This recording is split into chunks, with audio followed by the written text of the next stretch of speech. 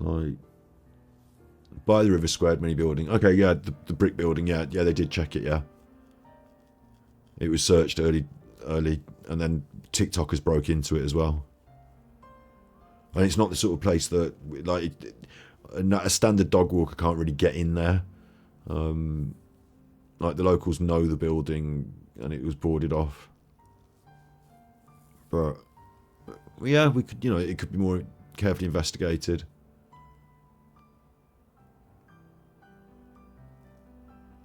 Could be more to it, but feels like a bit of a red herring, maybe.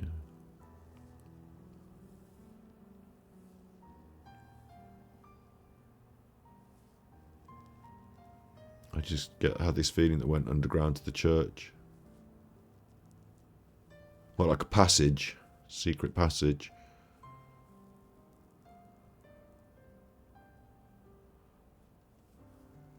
Like, it was interesting actually, yeah, because the police searched it and then they were like pissed off that people kept messing with it, so they boarded it up further, didn't they? Or it was like they told them to fucking stop messing with it.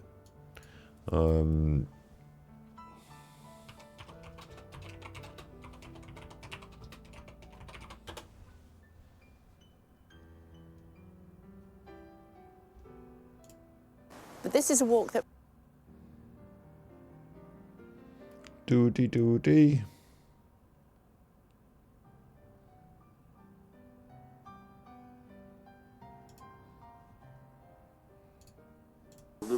Found out because of the fall. They did this 3 weeks. Take care.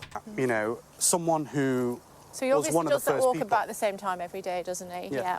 And one of the first people who actually spotted, you know, the phone on the bench, who was... Now, I'll tell you something that really fucks me off with this, is that I go walking my dog in the woods, and I'm not a red Indian, that's probably racist now, isn't it? I'm not a Native American, but like I can literally track a deer in the woods. Like, I'm not special, but you can see the footprints.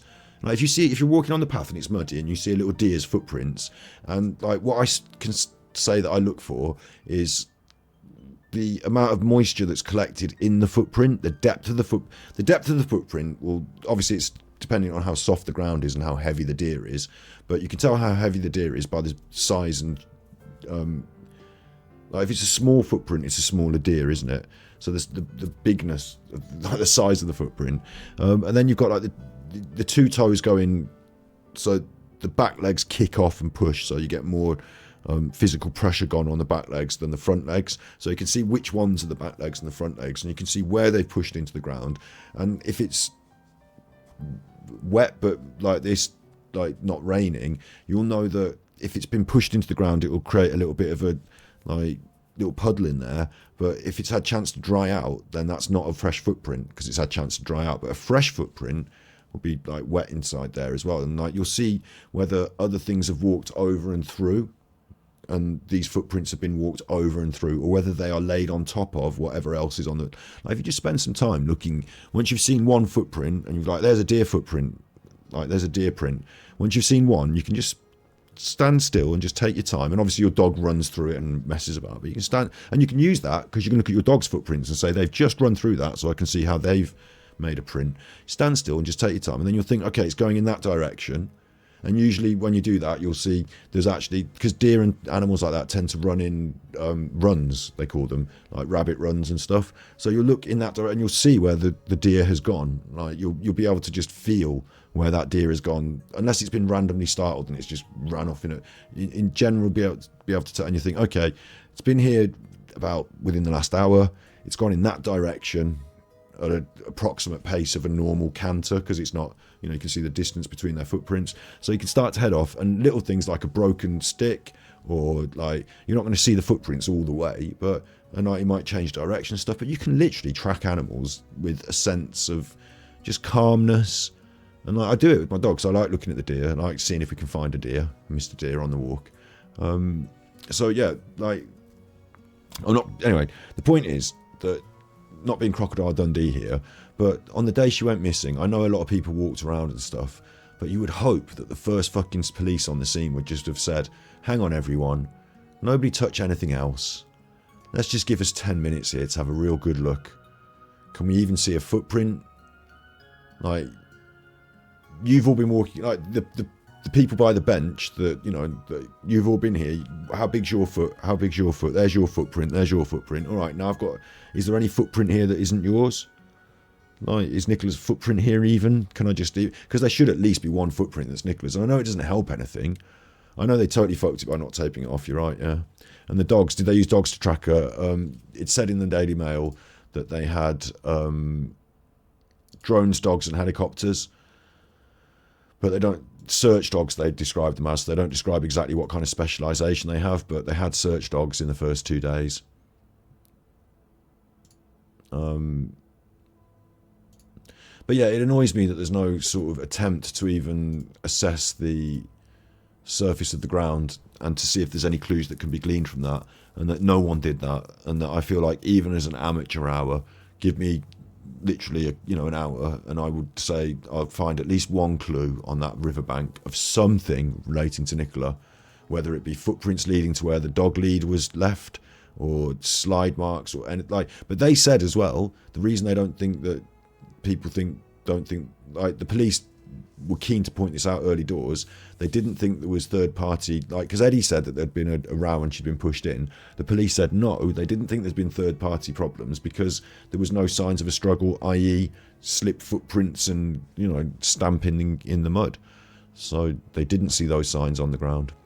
Interesting. So maybe someone did take a look at that. Maybe I'm not giving the police credit because I don't know what they did, do I really? But yeah. Contacted by the lady who saw it first. He came down here, he saw the wallpaper, he saw a picture of who was on there, and then they knew. Then they contacted the school, because they must have figured that the kids were at that school. Yeah, and that would have been the first contact, and then police would have been informed, and then the search operation. So this brick building's got a window here that is boarded up, and that's an old piece of wood. And because she was high risk, they reacted quickly. Yeah, that was actually something that they said initially. Some stairs that lead up to a little door which is boarded up, and a window which has been broken open by the TikTokers, but is boarded up. I don't know what. Is it a pump room for some sort of water? I mean, what the fuck is it even?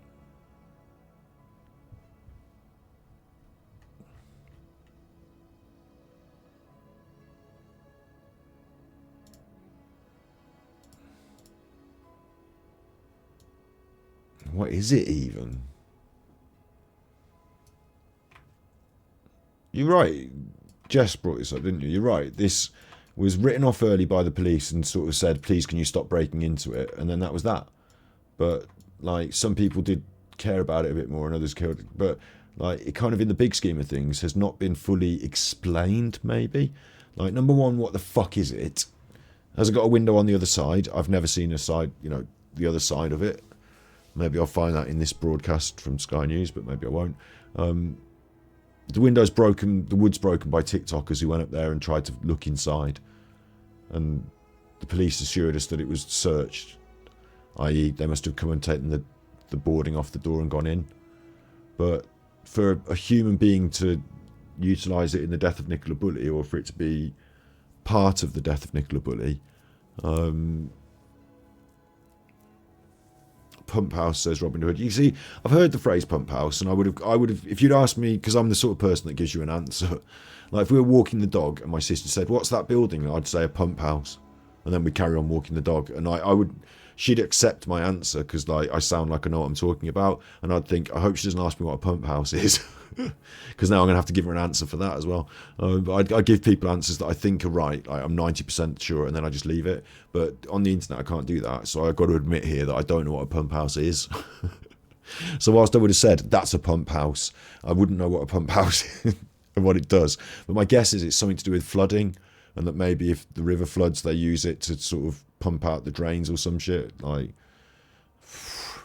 something to do with the water board, something to do with pipes, and the fact that this river's there. Something to do with that. The big house across the river is connected to, what, connected to the pump house, or connected in general sense?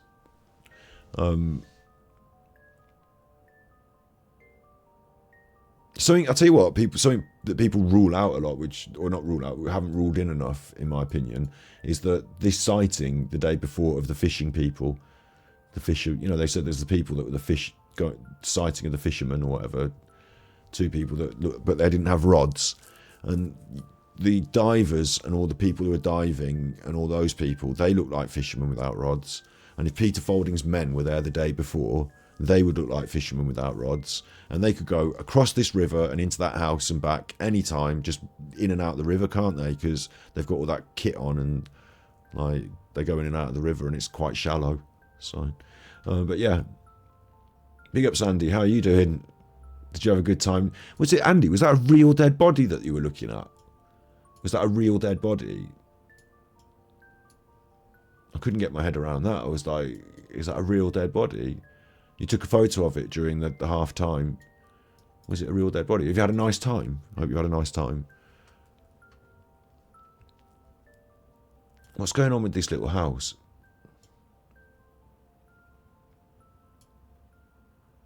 So, not a real dead body, okay, but the organ was real, got you. I was going to say that, but it looked pretty fucking real. I was like, fucking hell. But the organ was real.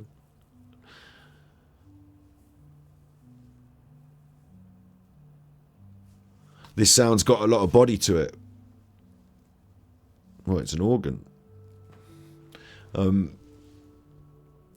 Yeah, so is this functional for somebody that's going to do a murder?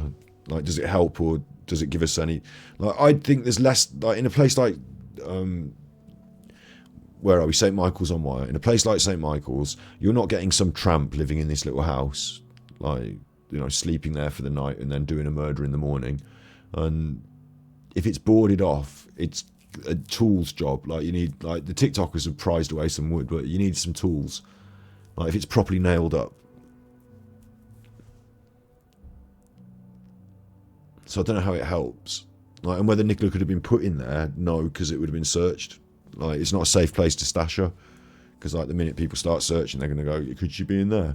So like, I think it's just a red herring. It's good for hiding behind, yeah, in a way, yeah. Like, you could walk up the path and not know someone was hiding behind it, and they could jump out at you. But they'd have to be hiding that side. And they spoke to that side, yeah. They'd have to be hiding there. And Nicola walks up there, so she'll see them. So they'll have to be hiding this side, but then everyone at the gate and the fence can see them. So there's not really a side that you can be hidden from both sides. So it doesn't help necessarily, because it's so out in the middle as well. So I just see it as like a bit of a red herring, a bit of a thing. But what's interesting to me, her part, I guess, is that we know her phone makes its way down to the bench, and this is quite a long walk across some quite muddy track.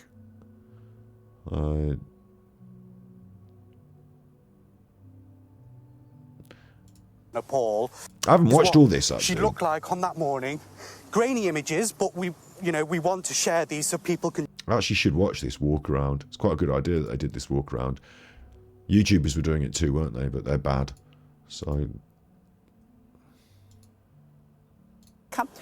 The area that we just walked along, yep, that is where there's no CCTV. No. We go down this way? Yes, so Nicola would have come through the gate, and she would have walked onto what is now the lower field.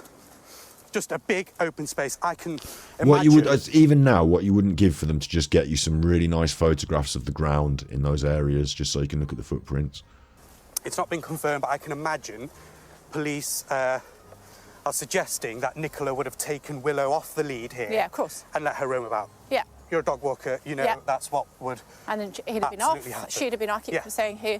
And we're going to get to the spot now where she was spotted by another dog walker. Yeah, that happened in a couple of minutes' time. So that was around 8:50. So we'll get to that shortly. So, because what she would have done is, and I've spoken... The thing is as well, like I've said a million times, is that from this distance, if you're on a dog walk and you see her, you can't tell me that's Nicola. If she's wearing the coat and she's got the dog, you think it's Nikki, but it could be Emma. Like, there's no way you can corroborate how... Like, you'd have to actually get close to her to corroborate it. I've spoken to dog walkers over the last 3 weeks I've been here. Battery this is a normal 90%. route for all the locals, of course, people who knew Nicola. Nicola herself. You can see, actually... And then, some good sniper spots. Lying in wait for her is another no-no as well to me, because... okay, she might do this walk regularly, but you're going to go and sit out in a bush for an hour waiting for some woman to turn up and hope that there's nobody else around while you grab her. Like, and if there are people around, you just let her walk past. It's not happening today.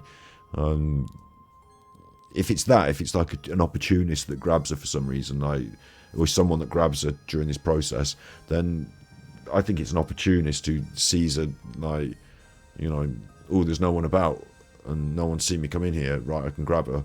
Like, maybe that, like, rather than I'm lying in wait and I'm planning for it and I'm hoping that no one else has seen anything, like, because it's too wide an area for people to, anyone can just be coming or going.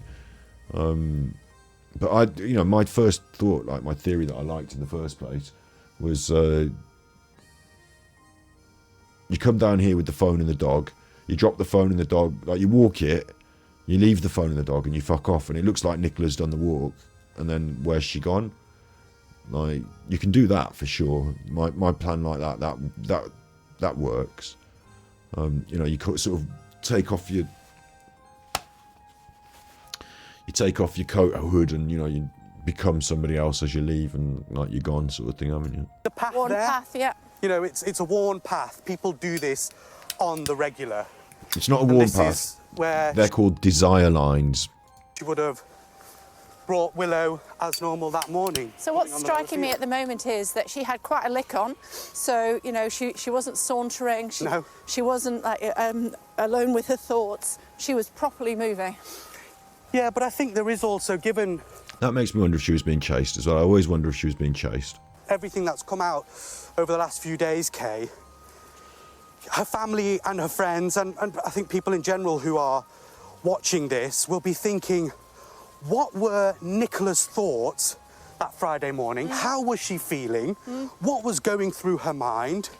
We know she was on a meeting call. We know she texted a friend, all that kind of stuff. But what was going through that mum of two's mind, particularly when just over 2 weeks before that morning, she had a visit from police because of concerns for welfare? Yeah, we know that a medical team went to the home on the 17th of January, and they haven't told us anything more than that, but we do know that the police have referred themselves to the complaints committee as a direct result of that moment. And if we just pause here, because before we get to the upper field, it was around this time, roughly, about 8:50, that Nicola was then spotted by another dog walker. Yeah.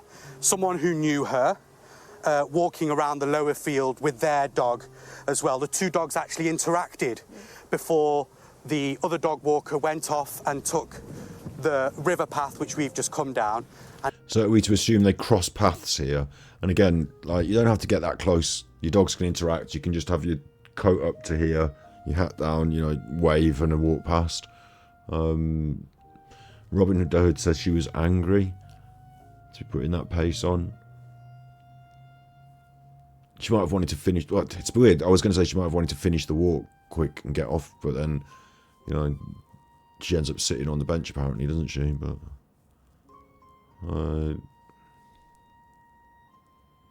I'm interested in the underground thing, I guess, but tunnelling under the river would be a bit of a difficult thing. The distance from the church to that pump house, I'm saying maybe no. Although you might have pipes and stuff running under, but tunnelling under a river, like, it's a bit of engineering, that is. Who was this? Claire Chesham. Yeah, good call. The official... can't remember off the top of my head. Like, this is just Sunday morning now for me, but I don't know exactly who they're referring to, but Claire saw her in the second field, the lower field, and Claire was behind her, but then Nicola looped back around and Claire ended up in front of her as she walked off. So it may have been Claire Chesham, but the other witness was Mr. Fife, who, by all accounts, apparently doesn't live in the UK permanently, or has lived in France in the past, and doesn't really know Nicola that well. It's not as well as some of these people say, So Nicola then carried on with her dog Willow. And we wanted to do this retracing of her steps today to illustrate to people at home, what had happened you know, there's so much intense interest on what has happened. She's the front page picture on all the papers, seemingly every day. And yet it's difficult to place things together until you sort of do this sort of walk, I suppose. Especially when you're in such a rural area. Look, this is such a quaint village. It's beautiful. A rural, quaint village in a rural part of Lancashire. You know, it's very open. The only place that's not is this Rowan water that's coming up, and even then this is heavily fenced off. And okay, you can drag someone over one of these fences into these bushes and stuff, but it's very open, isn't it? Like, it's hard to... You know, to consider committing a crime in the middle of the day at 10 o'clock in the morning, like most normal, like, it's extraordinary to commit a crime anyway like this, but most normal setups, most criminal acts, like 10 o'clock in the morning, like, unless you're some nutty crackhead that's been up all night, like, this is not a good time to choose to do this. If you're planning it, it's not a good time to choose to do it.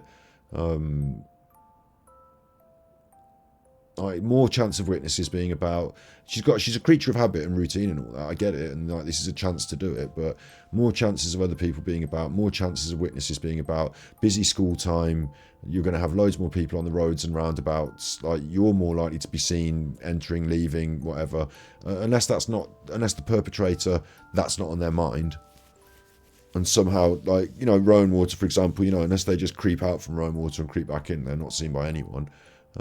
It seems weird that this is a good time for someone to do it. Picture exactly what went on, and we've seen Nicola's face. Now, there's another aspect of it, which is apparently, and the phone records, I'm not so sure about exactly how accurate these all are, but apparently up this end, she walked in a bit of a circle or spent some time. It like seemed like she paused for a bit or something, if I'm right.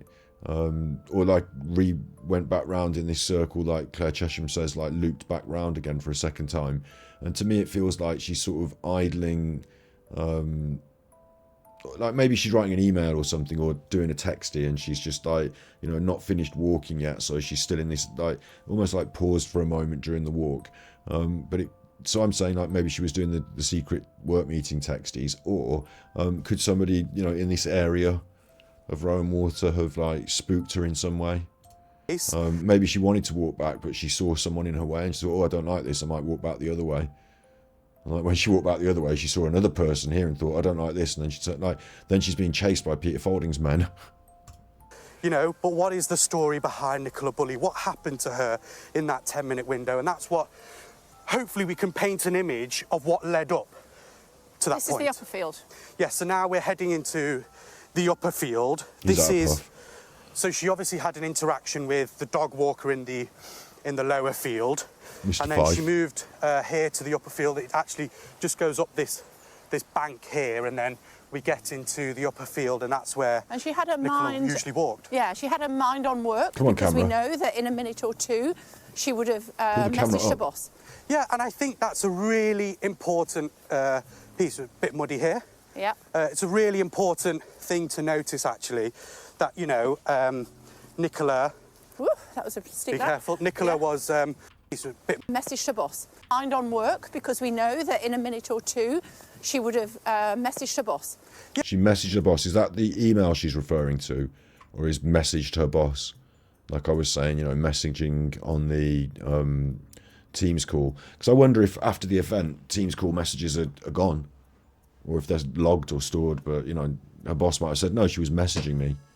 So maybe, like I said, you know, like the phone data seems to suggest that she idled around in this area a little bit.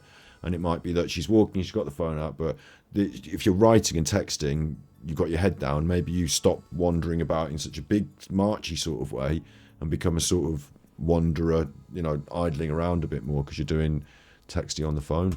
Yeah, and I think that's a really important piece. A bit muddy here. Yeah. It's a really important... Just the creature of habits thing annoys me. 2 weeks before she has the welfare check, things aren't normal. In my experience, someone who's accusing is usually the one doing. Paul's a drinker, Paul's violent, question mark, question mark. Yeah, Paul's got the bar as well, hasn't he, in his little room, and like we don't like Paul seems like, you know, that whole welfare check seems like that to me, you know. Seems like, and also trying to pin it on her being a bit nuts in ways, but I don't know what you mean by the creature of habits thing annoys you. Like, when I said, I suppose when I said that, I mean just that she regularly does this routine. So if you're going to try and like murder her, then you're going to, like, there's two ways for me to look at it as well. One is if you're going to try and murder her. Like, a lot of people think because she does the routine, this is a point where you can try and get her on the routine. Like, you know she's going to be there, so you can make a plan and get her.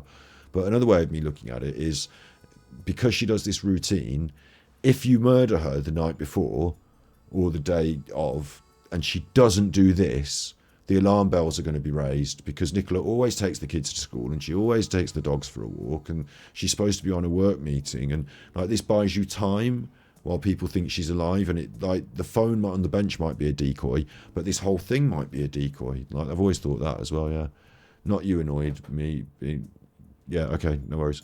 Thing to notice actually, that, you know, Nicola, Woo, that was a steep be careful, Nicola was you know, thinking about work. You know, she was thinking about work. And the police have gathered... Here's another thing that does my nuts. Apparently she was on beta blockers, so this can do this, apparently. But for me, walking up these muddy paths is going to raise your heart rate to above 100. And Mickey's Fitbit data, her heart rate's consistent 100. So she does this walk with her Fitbit on, and her heart rate's at 100. Like, the Fitbit data is something really interesting to try and fit in with any theory, and, you know, make sure it fits in with the theory. I still don't know, because anyone can wear a Fitbit. So I don't know if you know who was wearing the Fitbit, but, you know, maybe Emma was wearing the Fitbit. But I'm saying Emma might have been doing the walk, so maybe Nicola was wearing the Fitbit and not doing the walk. But 100 BPM and doing this sort of exercise, for me, on my Fitbit, it goes, and I'm not unfit, for most people it'd go up to about 120, 140 for a, you know, march around in the fields like this, because it's slippy and it's like work, you know. That from the evidence of her phone which was left on the bench, still unlocked. Yeah. Okay, so hang on. They go, oh, this is a like a burr in the middle, like a berm, and they go up and down over it. But it's not big, you know, but they go up and down over it. Thinking about work, you know, she was thinking about work. And the police have gathered that from the evidence. Some people suggest that Nikki doesn't do this, that instead she diagonally goes down this field. But according to Claire Chesham, Nikki goes up and over here and round here, and Claire Chesham is behind her, and then Nikki comes up this diagonal again, back round, and Claire Chesham ends up walking off, and Nikki is in a circle again, you know, following up behind Claire Chesham. You know, thinking about work. You know, she was thinking about work. And the police have gathered that from the evidence of her phone which was left on the bench, still unlocked. And what I was trying to see there, but you don't get much of a view of it, is that as that goes up on that berm, there's that fence and that gate into Rowan Water. So someone's spying her from Rowan Water and, you know, dragging her off this way. You'd think that's the gate and stuff, but actually there's another entrance further round to the right-hand side that leads up to a path that follows the river up. Unlocked. Yeah. You know, they will have forensically examined that, and they will have seen that, okay, she sent emails, she sent texts. It was in a couple of minutes' time, good camera actually, shot, that she would have been texting or emailing. But showing you how you've still got visibility of this side of the field, even though you're in this other field. And walking, and on the left. But they're behind that berm now, so you can't really see them as well. You can see the river wire. So her pace has slowed a bit because she's texting and emailing. And... Well, you'd think, you know, you'd think keeping an eye on Willow. Yeah. You know, just... See, Jess, the Fitbit evidence gives me kidnap vibes, yeah. And blinding the blind, Doc said she was prescribed them 12 months before, but the autopsy said those drugs not detective. That's interesting. Like, the thing that people think about the Fitbit evidence with the is because it peaked at 120 BPM at this moment. Like there was this moment and it peaked, so all of a sudden her heart rate went up. But what they're not questioning is how her heart rate was so standard and like 100 BPM with this sort of exercise, walking the dog and traipsing around the fields. Really, like these two should have both been wearing a Fitbit and seen what sort of BPM they got. 100 BPM. Like, she seemed like either she's remarkably fit, or whoever's wearing that Fitbit wasn't doing this level of exercise at that time. Because I would critique whether you can maintain 100 BPM and do this sort of cardio, marching around in muddy fields. Having chatted to, well, it's not running, but at the same time, it's definitely exercise. Friend thinking about what she's emailing to her boss. Yeah. Is this the rock wire as well? This is all so it the loops river round, wire. Yeah. Yeah. Okay. So that's the where it kind of meanders round. Yeah. And then heads downstream. But look, a vast open field. Yeah. Again, a trodden path. Yeah. Obviously worn as dog users. So the bit that you can't quite see is that this here, that actually leads up to another path that goes up. You can just see the post there, that little tiny dot. Hang on, let me bring it up big. And this has been missed as well. Another clue that we all missed is I'm showing you that corner just there, that side of it, and there's this little post, look, public footpath post.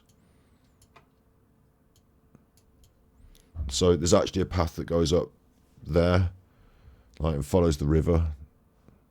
Usually would. It goes up there and follows the river.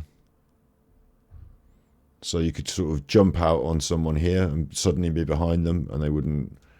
You know, if you're coming out from this path and it spits you out as the river goes, We've seen like that, from behind Rowan Water, or you can go up behind Rowan Water that way. But Nicola Bulley comes past here, and someone could like come out from this path and suddenly be behind her. some this morning taking this route.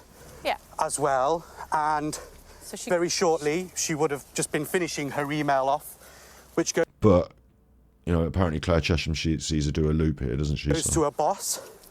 Yeah. And so she's looking at the dog. She's making sure the dog's all right. Yeah. You know, from my own experience, you keep an eye on them, but you're doing other things as well. The sheep across the way there, just obviously keeping an eye on what's going on. And then she sends the email. Yep. At 8:53, police say right now, 3 weeks ago, Nicola hit send. Yeah. And an email was sent to her boss. Yeah. And police basically say that, you know, that's an important juncture because we can get a sense that, yes, she was active, she was on her phone, and she was essentially, you know, if you're emailing your boss, you're in a fairly decent frame of mind. Yeah. You know, that. This is a bit weird because whether it's a formal email that needs to be sent, you know, there's a document that needs to be sent, and he's been on the works team call and said, "Can Nikki please send that form across, please, thank you," or whether it's something else. She's on the work meeting, and isn't the boss on the work meeting, and haven't they got access to a messenger on the work meeting? So at that moment, we all question whether someone else sent that, whether it was sent from her phone to make her look alive when she's not really alive, whether someone sent it from a computer. But if she sent it from her phone and she's, you know, walking around, we've had the moment while she stops and dawdles typing out the email, and then we've had a moment while we walk down. And is it that she's had a thought beforehand? You know, she's been thinking, shall I send this? And then she's hit send. Or has she been typing it on the walk down there, sort of head in the phone, oblivious to the world, typing an email, sent it to the boss? And of course, the stuff I was talking about the boss earlier, you know, the interesting aspect of that. Email didn't suggest anything otherwise. It was a standard work email. Yeah. And so that's an important piece. Staines massive. Why is there not one person searching right then? At this point, first of all, this end of the river was not considered particularly worth searching because it throws the wrong, you know, it has been searched, but they didn't over and over do this because I think the river flows the other way, I guess. But also it has been searched from, you know, we're in, like, by this point, this is February 17th. So we're like over 2 weeks, you know, it's been searched extensively.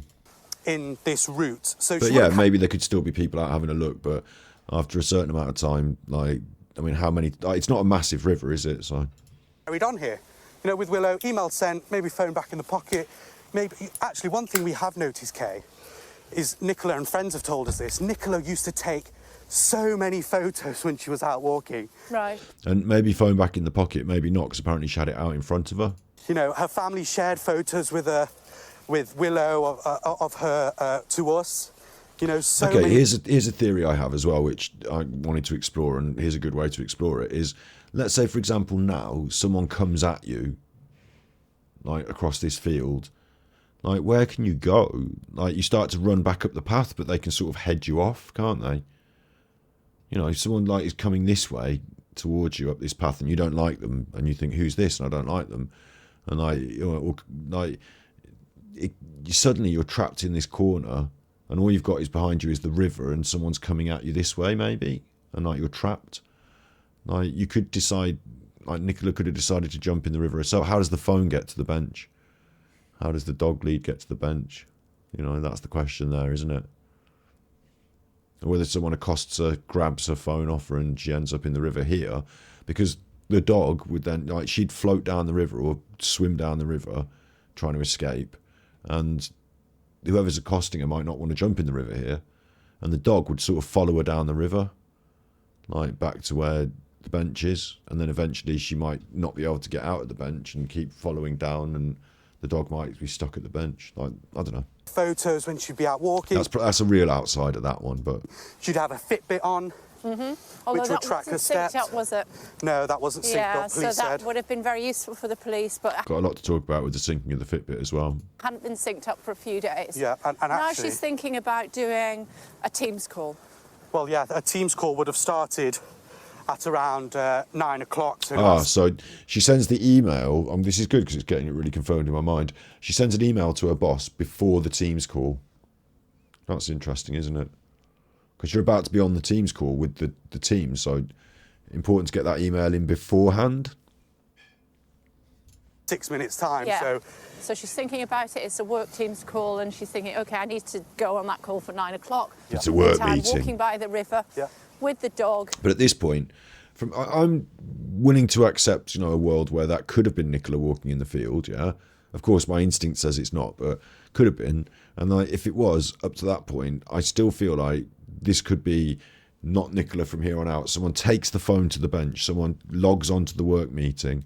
Someone takes the dog and the phone to the bench. But at this point, Nicola could not be, not be doing that. It makes Rowanwater all the more suspect to me.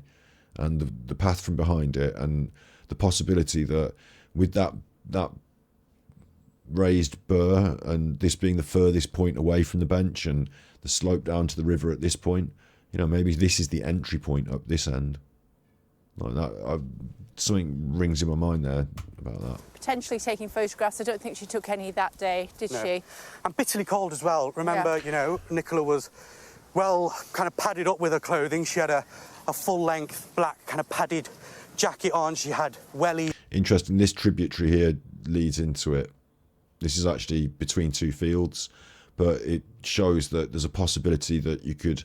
it's unlikely, because you dump someone in here, they might not end up flowing down this river, but it's possible you could dump someone here and they could end up flowing down that river. And so that would be... Where am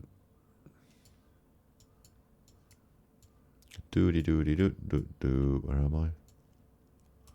Here. That would be this that we're looking at here then, isn't it?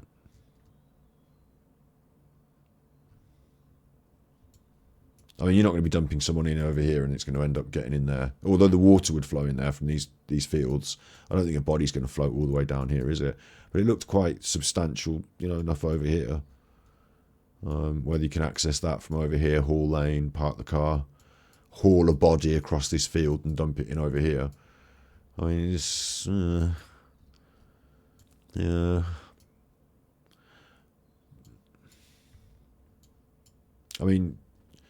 Andrew Stars-Wolf and some other people have been calling questions about the tennis club having a body of water here, but then you'd have to get the body over, I suppose, a smaller amount of field here, up this lane, probably, to this point, and dump it in where she was found.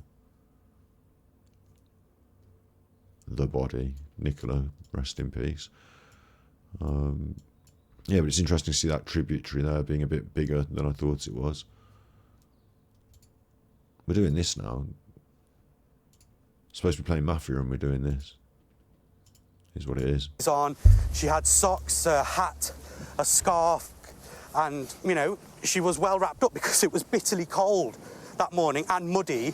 Yeah. Like it is right now. And, we can see kind of holes and big kind of divots in the ground. But again... Yeah, there's something about that work meeting, isn't there, Robin Hood?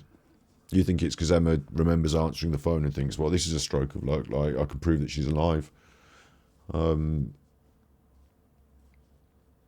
would have followed that Emma would be the one that sent the email as well beforehand. Then, like, it's possible that it's been said that you could have an email that you've prepared, and she could have looked in the drafts file and then sent one, but I'm not certain about that. And an email to her boss, if it was about work stuff and Emma has to write it, surely the boss is going to notice this isn't someone who knows what they're talking about. You think Emma realised she fucked up saying that? I mean, what occurred to me is when the fuck up in her mind, it made me feel that she'd said she was in her work and then her brain checked it and said, "Can you say this? Is this public knowledge?" She was in a work meeting. Like, yes, it is public knowledge. You can say it. Like, she thought, "Oh shit, work meeting." Like, it felt to me like there was like a stutter in her mind and like a checking of it, and almost like a surprise that she'd said it herself. Like a sort of "oh shit" moment, maybe. I don't know. Yeah. I mean, I obviously think work meeting was weird. Like, obviously I picked up on it, but knowing exactly why and what. And she was used to all this. She did it almost every morning. She was used to it. I always think, see, the work meeting, I know it's comedic, but I also think it was weird. Like, that's why I picked it up. I was like, it's so fucking, it makes her look so guilty. It's funny. Like, she was in a work meeting. Like, it makes her look so guilty. It's funny.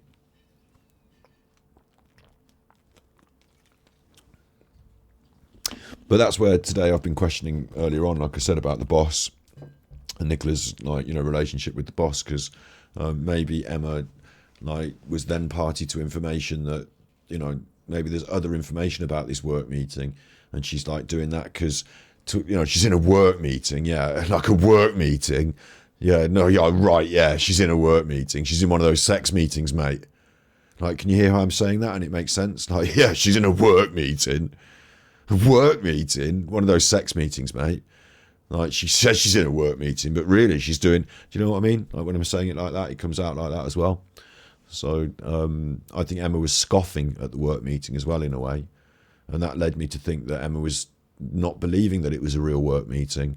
But all the evidence is that it's a real work meeting. But why would it not be a real work meeting? Well, Nicola met her boss the day before, didn't she? And he's a young, good-looking guy, and if he met her in Garstang the night before, is there any chance that he's still in the Garstang area the next day? And could he have sent her a message, met up with her, or could Emma have been on the work meeting, like we say, on the phone, and seen this stuff and thought, well, fucking hell, there's your work meeting. We busted you, Nikki. Look at what he's saying on the work meeting in the secret messages. Maybe it was that. So yeah, she did scoff. Like, the way we're talking about it now is helping me to get my thoughts together. It's just a funny one, but more, yeah, maybe Paul told Emma, yeah, exactly. And this is where Nikki's everyone's on Paul's side, aren't they? Because, maybe Nikki was, in their mind, the one that was doing the cheating. We all think that maybe Paul was, but, maybe Paul was crying to them, I think she's cheating with the boss and X, Y, Z, and this is why they're all so keen to help, cover up whatever. And maybe they were both having affairs. Absolutely, absolutely. I'm not trying to victim blame here, absolutely at all, as well. And it does. I'm not trying to drag the boss into it and make him a character as well, but it does sort of, Again, we're not party to all the police investigations, so we don't know how much questioning of these people they've done and what sort of answers they've given, but the boss was very keen to sort of have everyone that was in the work meeting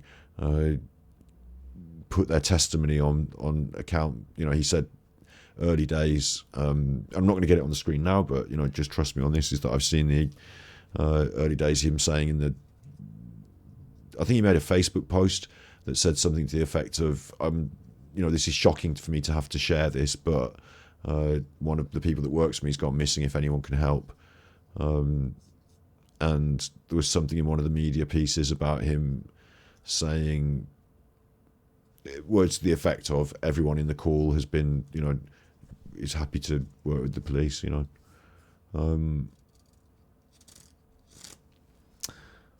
Nothing out of the ordinary. What was the outcome of the man on the bank? I don't know who the man on the bank is and what you mean. For her whatsoever.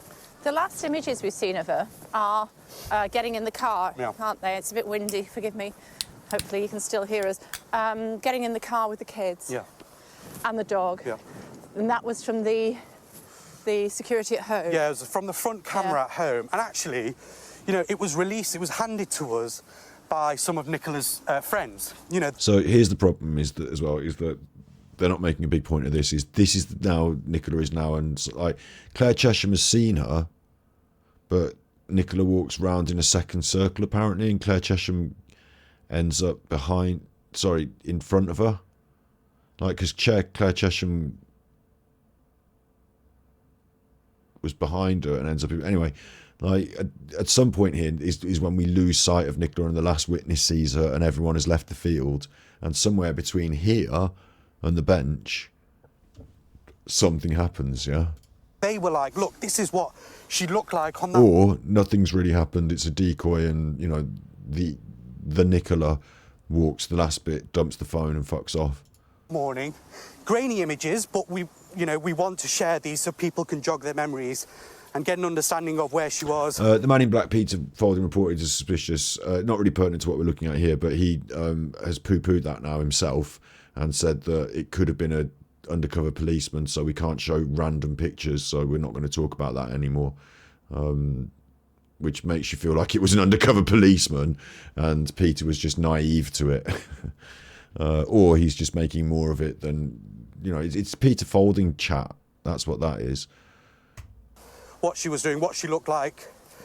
And, you know, those were the last images we've seen of Nicola on that Friday morning, loading the car as she normally would and starting her journey to head to the school. Yeah. We know that the family are watching us this morning. Yeah. It's so difficult for them. Look, I mean, I've been in touch with this family for the last 3 weeks.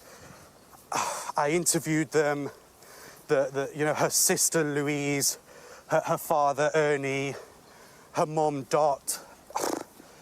It was really, really tough because they were just clueless with, you know, no answers, no evidence, no idea where their sister, daughter, a mum, a partner has gone to.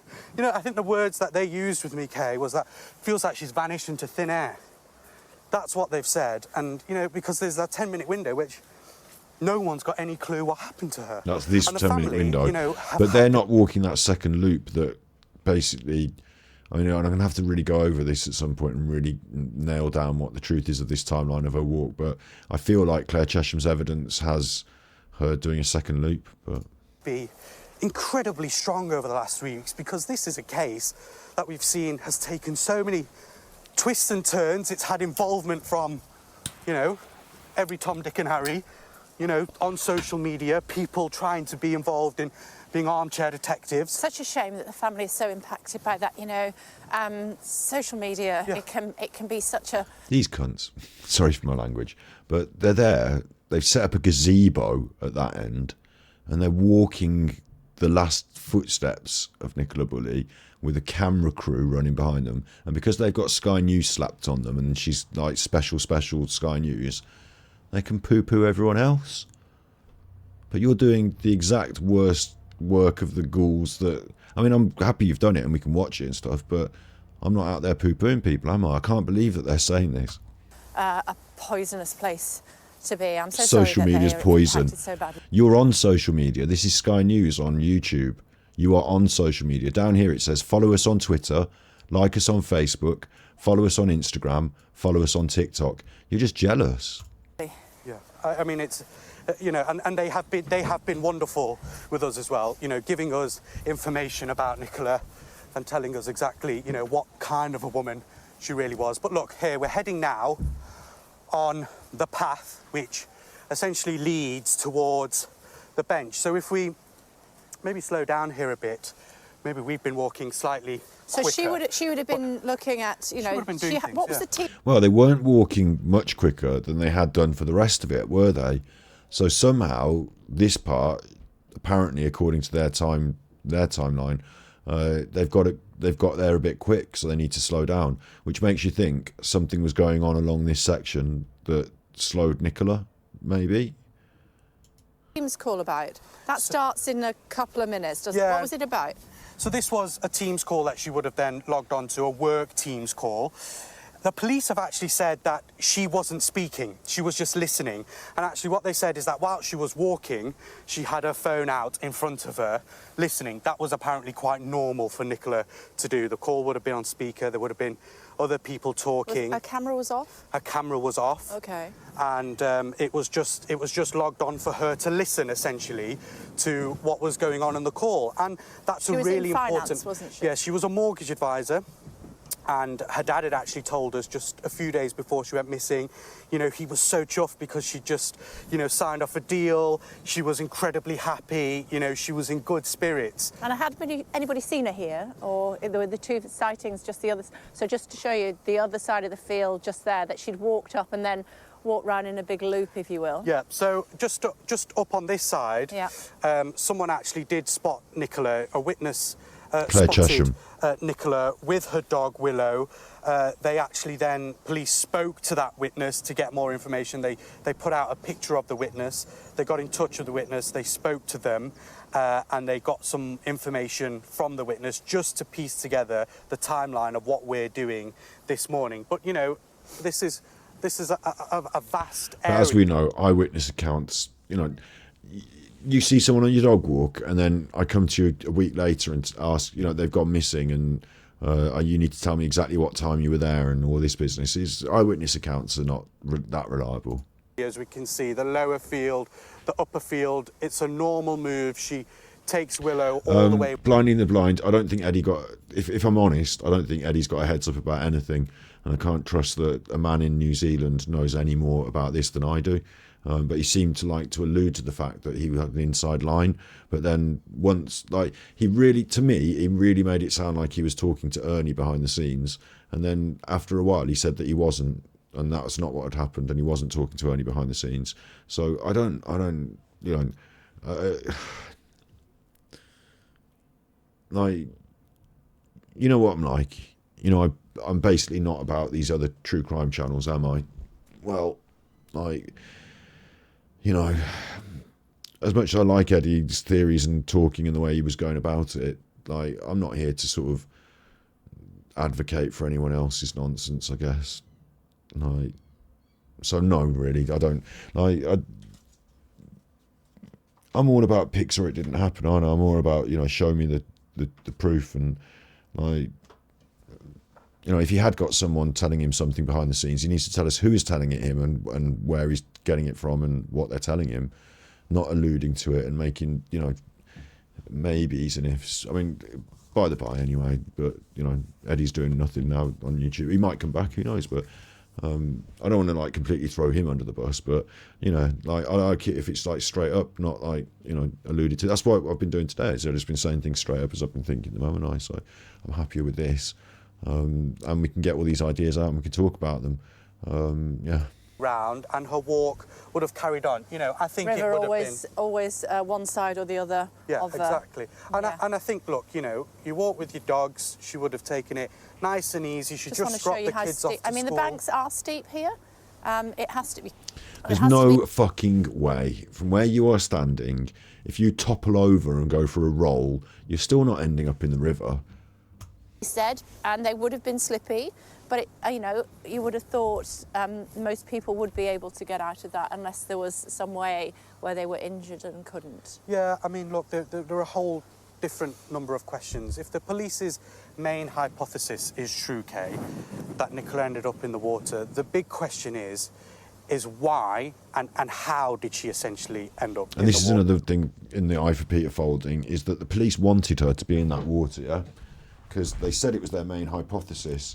And on social media and everything, on social media, people were like, oh, but you haven't found her, and what if she's not there, and we'll check all these buildings. And the police wanted her to be in that fucking river, then shut this down. So when Peter Folding turns up and finds her in the river, you'd think they would jump on that and say, oh, thank God for that. It's proved us right all along. Obviously, our divers couldn't find her because we didn't have your 50 grand sonar, but it doesn't matter. We've proved right all along. We can do a press conference now and say all these fucking YouTubers and social media ghouls, they were wrong. She was in the river the whole time. Peter Folding found her, and we've dived her out. Lancashire Police are the ones with the big photo op for diving her out. So it doesn't make sense that Peter would say their ego would mean that they wouldn't tell anyone. They're the two things that police will really be trying to answer, and that's why they've scoured this river. And also, chain of command and like having a group of people making decisions means that egos are less. Like, you might get one or two, like Peter says, like the 2%ers, but egos are less likely to be at play if there's a group of people making the decision. To see if there's any evidence. Yeah, so if you're just tuning our way, we are retracing the steps of Nicola Bulley 3 weeks ago today. It's 9 o'clock, and she would have been on a Teams call about now. Yeah, it was about a minute's time or so. Well, I think I see. Hang on, I'm just seeing what you're saying up here. Brutally honest, Marv. I think the two fishermen could be undercover. What are you having two undercover police people doing out in this fucking field for any reason? It seems ridiculous, unless you're sort of spying on what you think is a drug transaction. I mean, it could be possible that Nicola does her fucking drug deals on this dog walk, but again, I don't think that. I think that the two fishermen, for me, the thing that's ringing alarm bells is that Peter Folding's team could be on reconnaissance. Like, they're the ones that have been most seen around the banks, dressed in black, around the rivers, could be mistaken for fishermen. Them and the police divers, but the police divers have police on, so like. But Peter's team just are men in black, like wandering around that look like fishermen.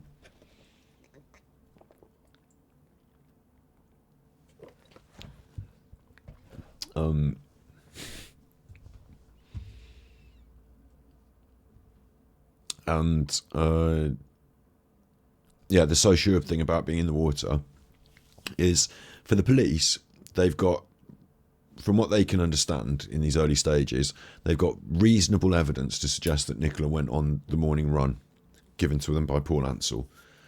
They might be naive to have followed that evidence, but reasonable evidence. And they've also got eyewitnesses and other people now that are saying they've seen them. So they can't say, no, that's rubbish. They've got to say, look, there's reasonable evidence here that she's got into this field. But from being in this field, where's she gone?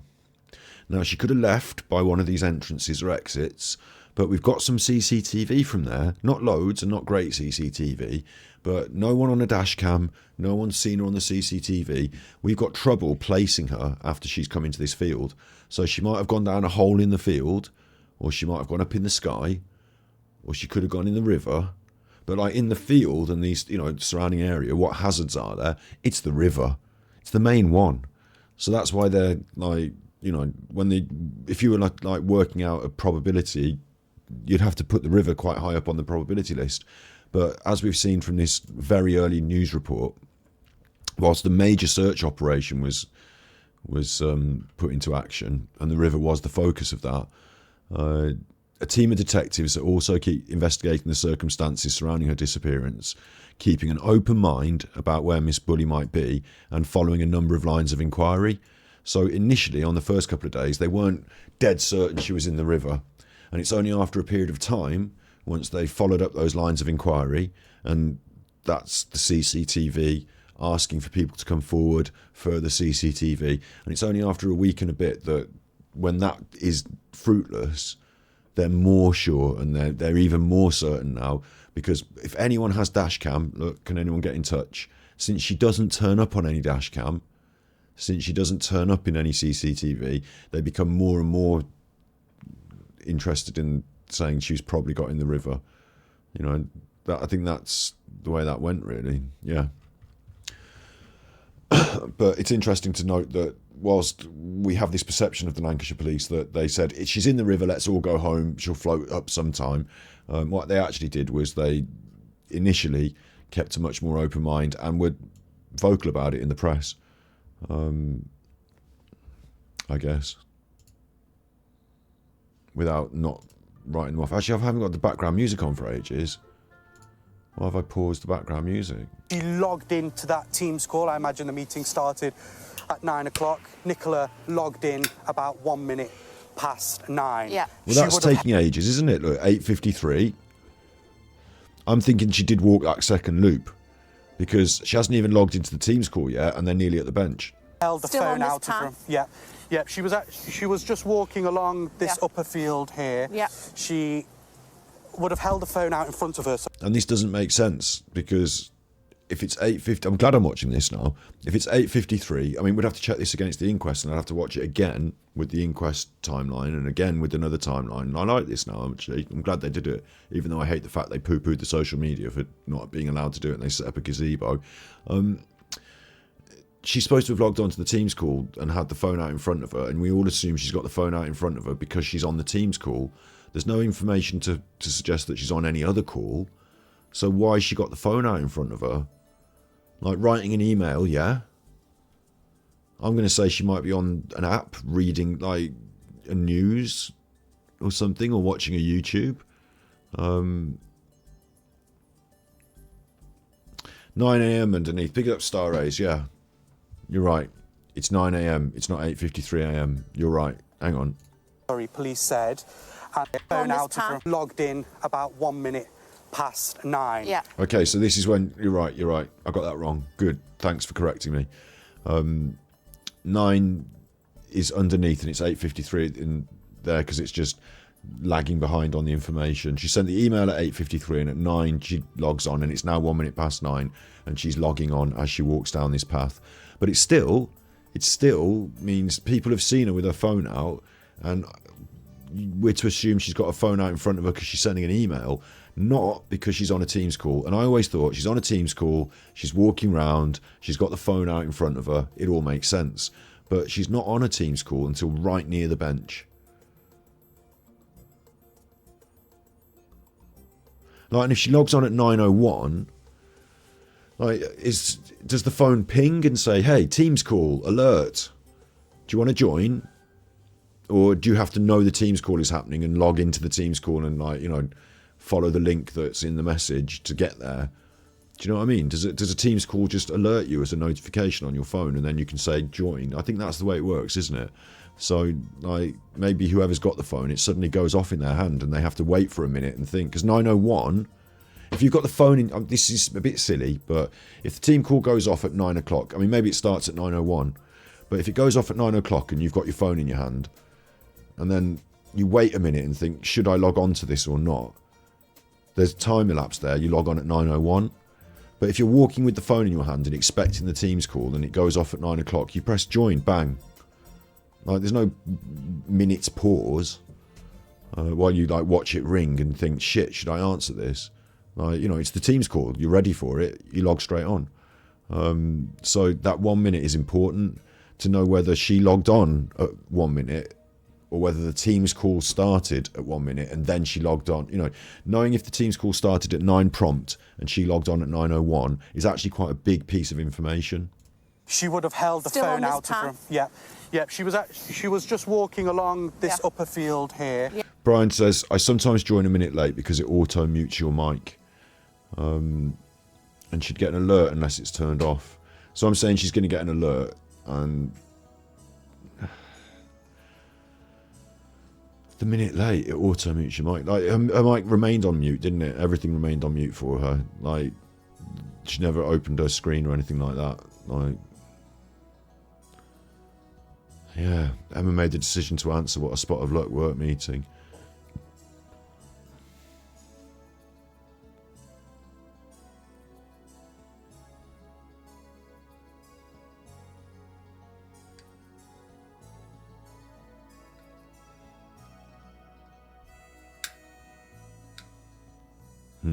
Okay. Yeah. She would have... If you join, when other people are on the call, it mutes you, but if you're the first, it doesn't. Okay. So you wait a minute so that somebody else is there, so that when you join, you're automatically muted, because otherwise you'd be the first, and you might not be automatically muted. Interesting concept. Like, that takes either intimate knowledge of the works meeting calls and Nicola to not want to be seen or whatever, or it's somebody who doesn't know that and happens to just do it. Yeah, I'll tell you what would be really scary. If you're Emma and you think, should I log on to this or not, and you press join and it fucking accidentally shows your face, then you're fucked, aren't you? So, like, would Emma have logged onto it thinking, well, this could show my face, so now what am I going to do? Like, would she know that she was muted and no camera, or like would she have had to know that beforehand in order to have opened the Teams call? You see, more likely luck, says Robin Hood. I mean, if I was Emma, I would not be answering that fucking Teams call unless I was sure it was like. Part of me would say this is good because it looks like she's on the Teams call, but part of me would say this is bad because unless I can make it look like she's actually on there, how do I, like, where's the mute button? Do you know what I mean?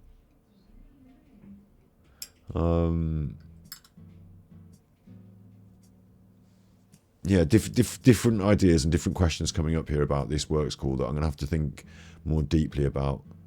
Held the phone out in front. The work meeting. I should do a video called The Work Meeting and just go over and over it for hours. Of her, sorry, police said. And that's where... Well, that's what you do, isn't it? When yeah. You've got it on speaker. Yep. You hold it out in front of you. Yeah. And she wasn't talking. She wasn't on video. It was her just pace simply... would have been slower here because she was listening to what was being said. Yeah. And why again, would you... Wait, you know, I don't agree. I don't agree. Your pace doesn't slow because you're listening to what's being said. You can do a jog and have a thing going on in your ear, a podcast. Like, you don't have to slow down.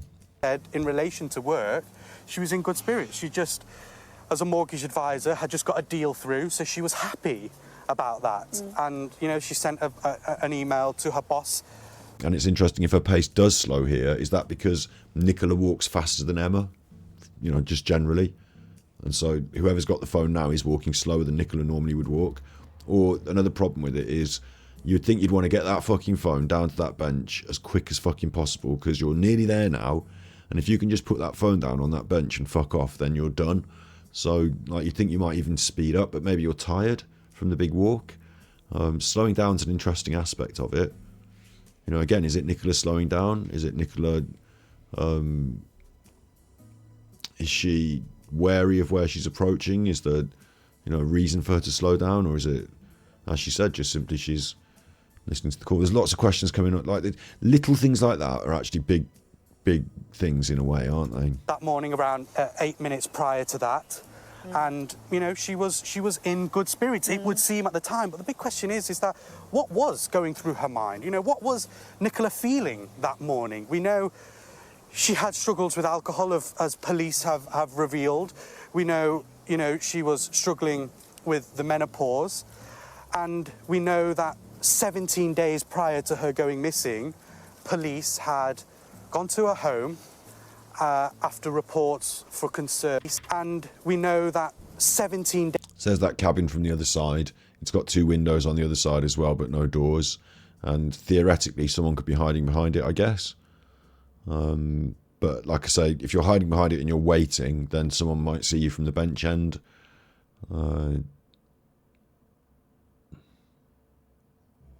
Like, you know about these eyewitnesses and stuff as well. Like, again, like, you're seeing a distance of the bench here, and it's quite a way in the distance, isn't it, really? And it's only a bit little in the distance.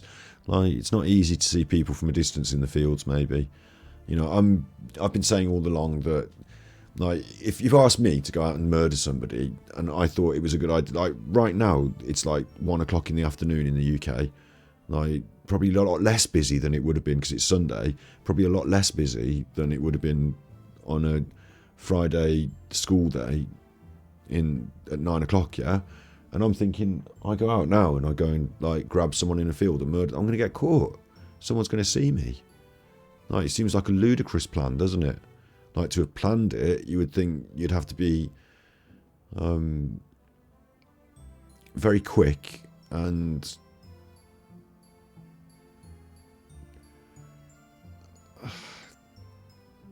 like, you'd have to secretly get her away quick. Like, you're not grabbing her in this field and marching her out of this field all the way down the fucking thing, are you? Like, but was she ever there? Yeah, that's another question. Into her going.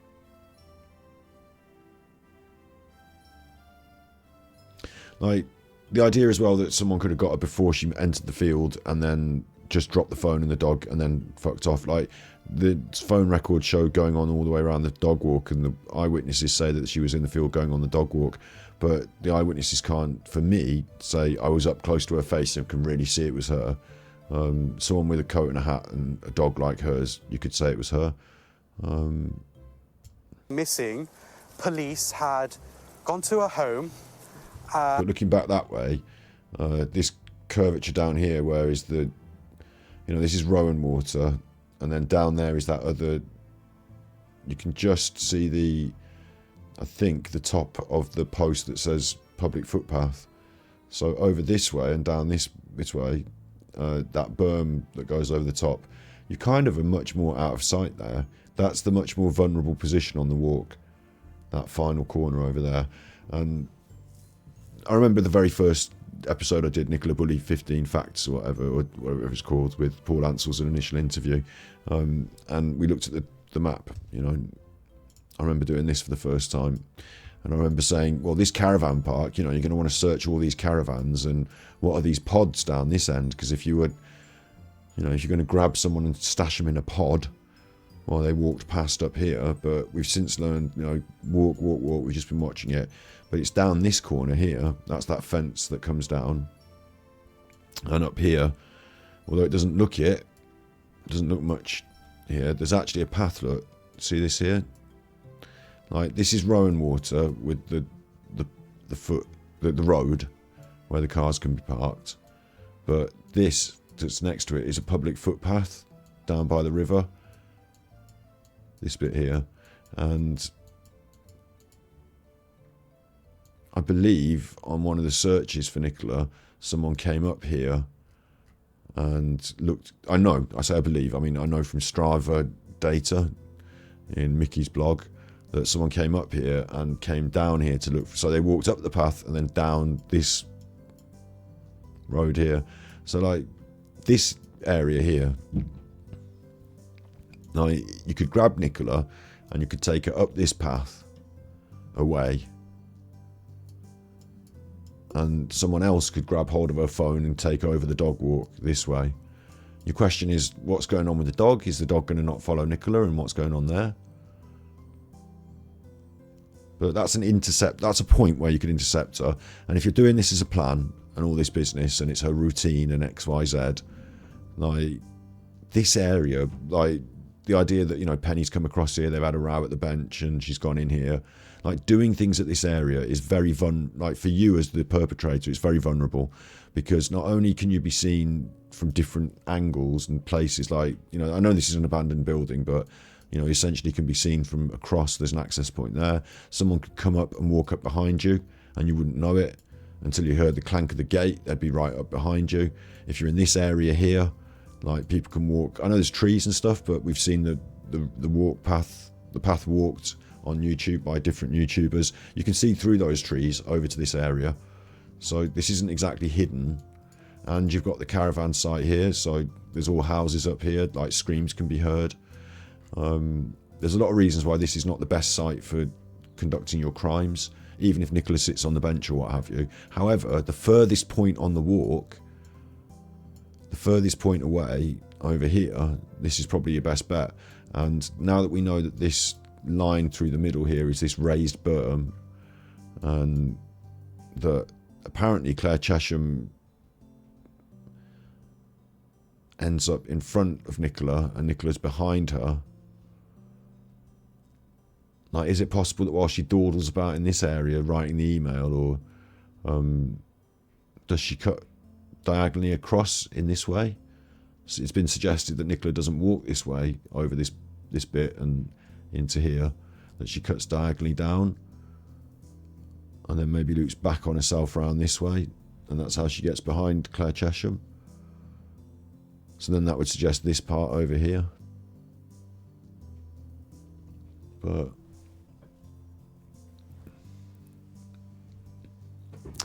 Star Rays, here's a question. Why did she leave the kids at school so early if school starts at 9 a.m? Is that normal? I am not the person to ask on that, but my guess would be that when you arrive at school with the kids is when they drop the fucking kids off, and you are not going to want to sit in the car for 10 minutes wasting time before it's 9 o'clock. You'd probably just say, okay, we're here now, in you go. And they play, they play before school starts, don't they? So you're here now, in you go. And you just fucking get on with it, just whatever time you turn up. That's my guess. So yeah, it's just interesting to me that Rowan water, what's it called? Rowan's water. I discounted it during our investigations because I felt that this gate here was not, unless like you've got the key and you're actually like waiting for her, so to speak, and like, you know, poking over the hedge and like, here she comes, grab her. I wasn't really like happy with it as a concept. Of course, it's a body of water, and you know, Nicola drowning and all that. And this whole thing is like a fishing lake cabin setup. And during Nicola's disappearance, it's not full of people. People own these fishing lake cabins, I think, and they have a security guard on site. And I think Curtis went on the site and someone came over to him and said, "Hey mate, what are you doing? Can you go away with your camera?" And I said that's quite normal for them to have a security guard on site, especially with all this stuff going on. So reasonably nice little fishing cabins. And here we are. Look, this is the footpath that goes down behind it, like I said. That's the footpath behind it, and up there, in there, is Rowan water and those fishing cabins. So if you walk up this footpath and then round, you can get into Rowan water. So up this bit here is leading into the field. So this area, you can't be seen, like, you know, if you got Nicola around this corner, you are not being seen now. If you can get around this corner. And you have a way to get her up and into Rowan water, maybe. Or maybe you don't need to go up into Rowan water. You know, maybe Rowan water's another red herring because you've got her on this path now and you're out and around the way.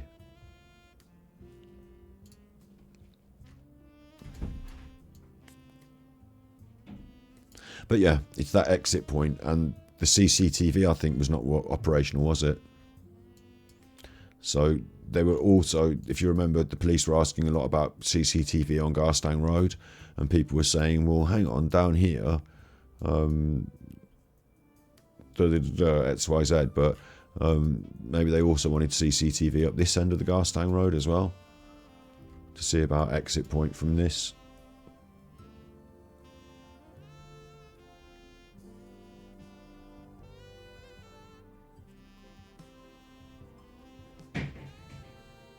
Blinding the Blind says they check the school website and gates open at 8:30 and school starts at 8:40, so maybe that, I don't know.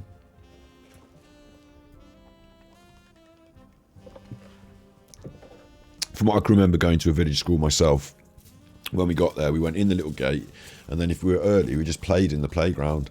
It was like early playtime, and then the bell rang, and then it was time to go in.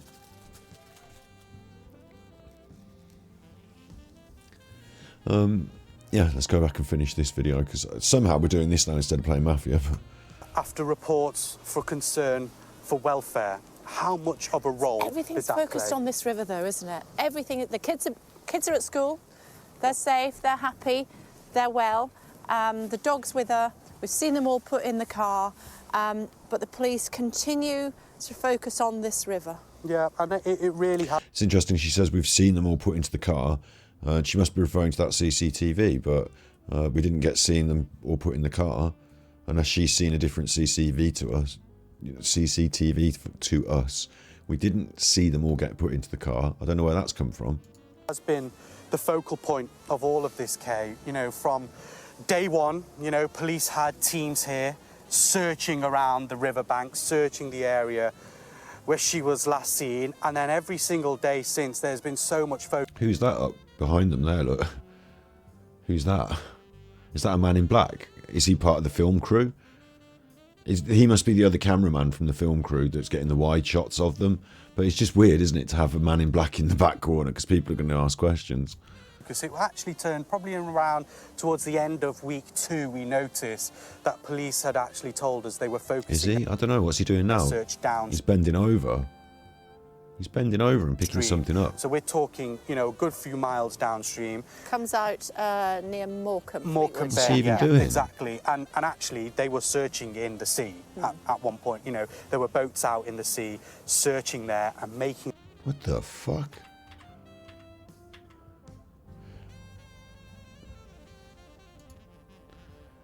Like, don't mess with me.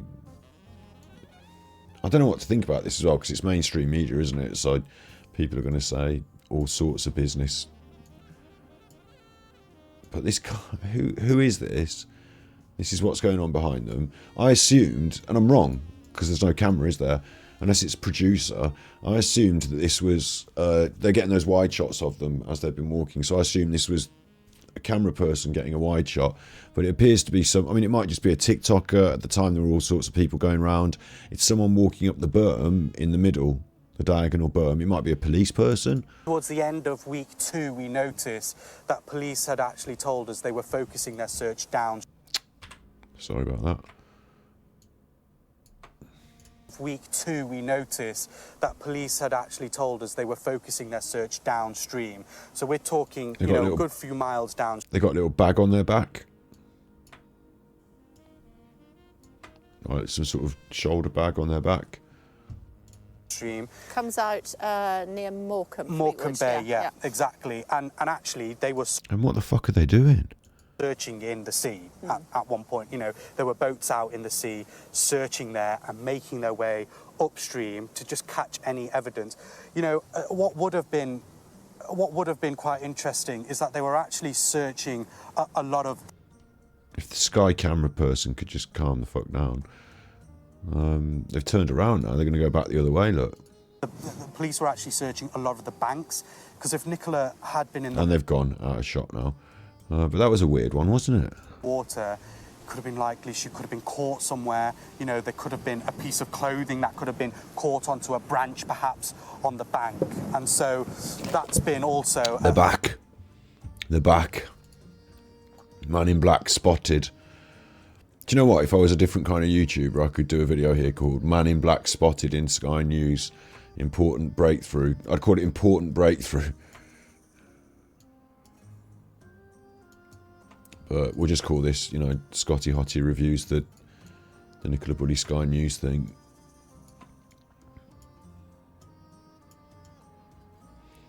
Could just be someone walking around interested in the stuff, you know, it could just be someone... A very big focal point for police as they continue their... Are they flying a drone? So that's been also a very big focal point for police as they continue... Like, as I pause it there, there's something going above their head. You see that? UFO going above their head. See that? This person behind them is flying a drone. And that's what they were doing when they were bending over. And I was like, what are they doing bending over? They were putting the drone on the ground and leaving it in a position so they could walk away and then set it up. They're drone flying. My guess would be they're with the Sky News and then getting drone shots. You know, you go on your walk around, we'll get the shots, and I will send so-and-so out to get their drone shots. They're a media person collecting drone footage, my guess is. But there you go. For police as they continue their search. So let's recap what we know so far then. She dropped the kids off. She walks across the road there and then onto Blackpool Lane. Yep. Blackpool Lane? Blackpool Lane. And it's a busy road. I mean, people have been questioning that. Oh, it changed name and it's Garstang Road now and it's Blackpool. Like, when you go one way, it's Blackpool because you're going to Blackpool. And if you live in Blackpool and you get on that road, you don't call it Blackpool Lane because you live in Blackpool and you're already in Blackpool. You call it Garstang Road because you go into Garstang. And I don't know if it's just colloquial or Google Maps or this and that, but some roads in the UK, I'm telling you, have got two names depending on whether you're in the one place going to the other place or the other. Like in my town, we've got a road called the Warwick Road, and it goes to Warwick. But if you live in Warwick, you call it the Stratford Road because it goes to Stratford.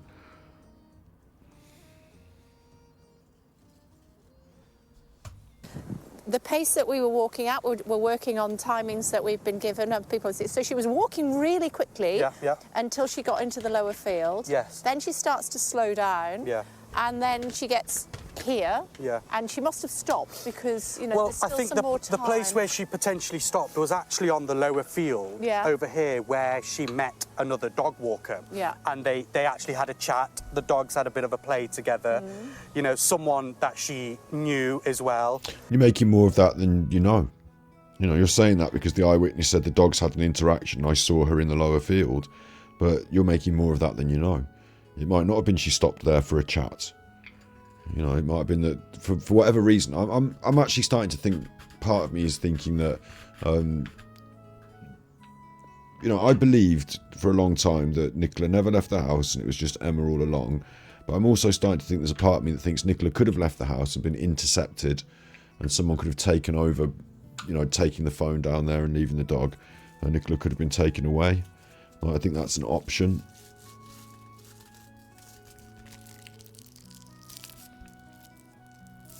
And it would have been through the Rowan Water exit. That's where, if that's happened and she's been intercepted, it's through that end that she's either been taken away, or the only other thing that I was going to say is that someone's someone's coming through that corner. She wasn't aware of them, the scream and all this business. Oh my God, who's this? And they've grabbed the phone off her. So they've got the phone, and she, unable to escape, has found herself caught between them and the river, and has ended up jumping in the river herself. And then they've been trying to find her, where is she?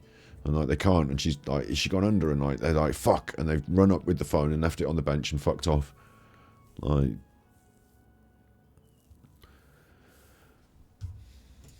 so, I think probably there was a bit of a break there for a few minutes as she chatted with that person. And police will have spoken to that witness. Obviously, I'm not making funny accusations about Peter Folding here, but it's funny that when we reviewed some of his conversational stuff, it sounded a little bit like he said that she was being chased as well. But then he said every other fucking possibility under the sun, didn't he? But he said some really creepy language that sounded like she was being chased. I would get that on an episode, and I'll make sure I do a full expose of it or whatever. But Coda Coca, if someone other than Mummy was taken to school, surely the children would have said something. Absolutely 100% covered in my episode on, if you look at the lives on Super Chuffer, I did an episode called Nicola Bulley, Police and Children, Thus Podcast, featuring Steve of the Dead. And on that podcast, I got Steve of the Dead, who's a forensic psychologist, so he's not a police person, but he studied forensics is parallel with police work. So I said to him, next week I want to do this, and I want it to be about the police and the children, specifically with Nicola Bulley in mind. Can you put your mind to it, and can we go over all the stuff about how the police interact with children, what questions are asked, especially in a missing persons investigation like Nicola Bulley? And we really covered it, absolutely covered it. It's very unlikely the police would have even asked the questions of the children. It's not within their remit. It's not, this is a missing persons investigation, and what do the children really know in terms of, it's very unlikely. They would possibly have had to have a specialist trained officer. They liaised with Paul on the day. He gave them all this information about her. They went off to look for her.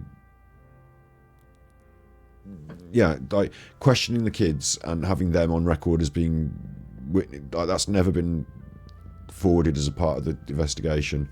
The kids have never been. Not only that, they don't they're not credible witnesses for the stand. You can't put them on the stand in the same way as an adult. There's lots of reasons why the kids are not necessarily one thing we can say for sure is that we don't have any credible testimony or evidence from the children. So you'd hope they would have asked, and you'd hope they would tell. And also, get this right: if you're 8 years old and you're asked by the police on the night of the 14th, did your mummy take you to school? Do you remember what the night of the 14th was and exactly which day was what? And again, credible witness, not possible. But you'd hope that on the day or the day after, if the police had the opportunity, they might have been able to get information out of the children. But it's a very small window, and you'd have to know exactly what you were looking for and asking. And even then, it's not legitimate recorded evidence and can never be. So, but yeah, we did a full episode about what it's like to Nicola Bulley, Police and Children. Yeah, we did a full episode on it, and that was sandwiched between What is Evidence and Derish on the podcast as well. So What is Evidence is another really good Nicola Bulley episode for a lot of people, because it's important, isn't it? What is evidence, what's circumstantial evidence, and what's anyway, so it's all there in Nicola Bulley, What is Evidence. Let's finish off this. Got details of what the conversation was like, got details of what Nicola was like that morning as well, because that will be so crucial to their investigation for all different avenues that police are investigating. But she would have spent a good few minutes... We're watching the drone footage now. Look, the drone's going up and we're watching the drone footage. That person was the person flying the drone, and now we're literally watching the footage from the drone live. With that witness that police say has come forward and spoken to them, who had a dog walker who was, knew Willow and knew who Nicola was. And then she carried her walk along to the upper field where we've just actually come round slightly from. She sent the email to her boss there. Then she would have come further, and still on the upper field, she would have dialed into her Teams call. So that was 9:01. He says dialed in to her Teams call. Dialed in. So he's just making shit up, isn't he?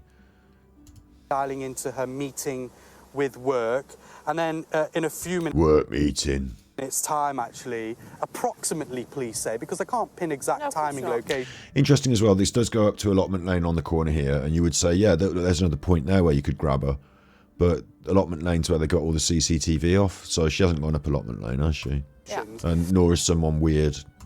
She was then seen by another witness, and that happened roughly, police suggest, at around 9:10. So we're still a few minutes away from that. So it would suggest that actually Nicola's slowed down here somewhat, hasn't she? Yeah.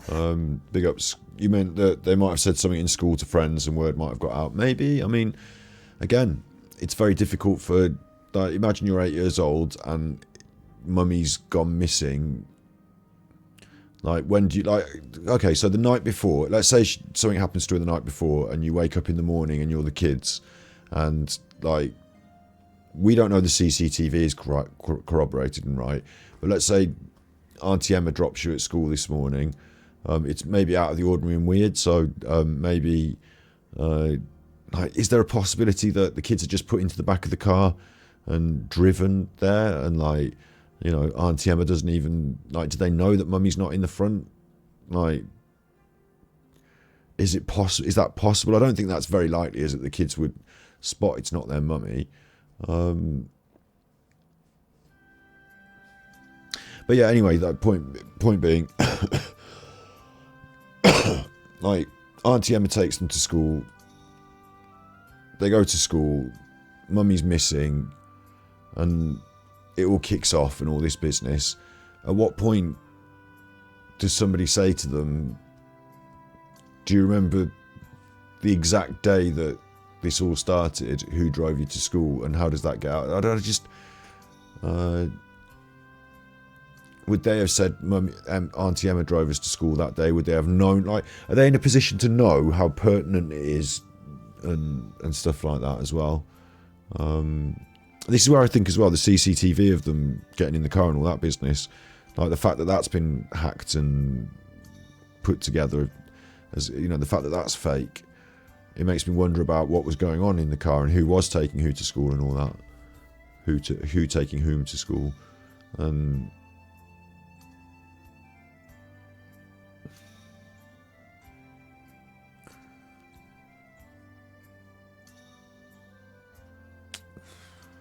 how old are the kids now? I just... it is an interesting one, you know, the kid taking the kids to school and whether they would be aware and cognizant to be able to put the word out that it wasn't mummy.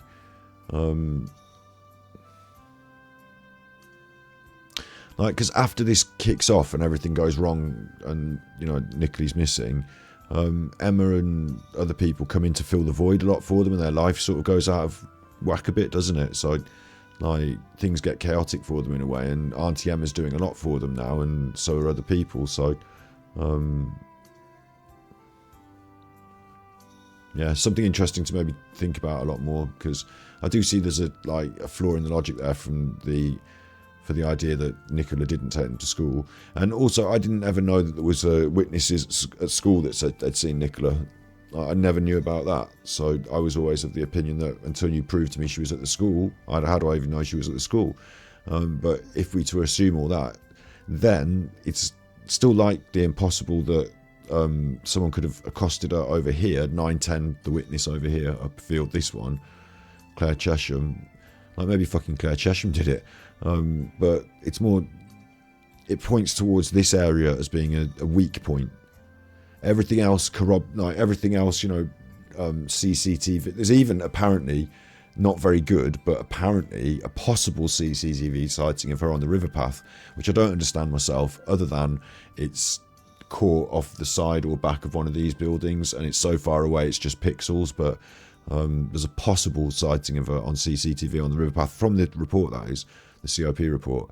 So, like, she might have actually got into the field, but then still never left it.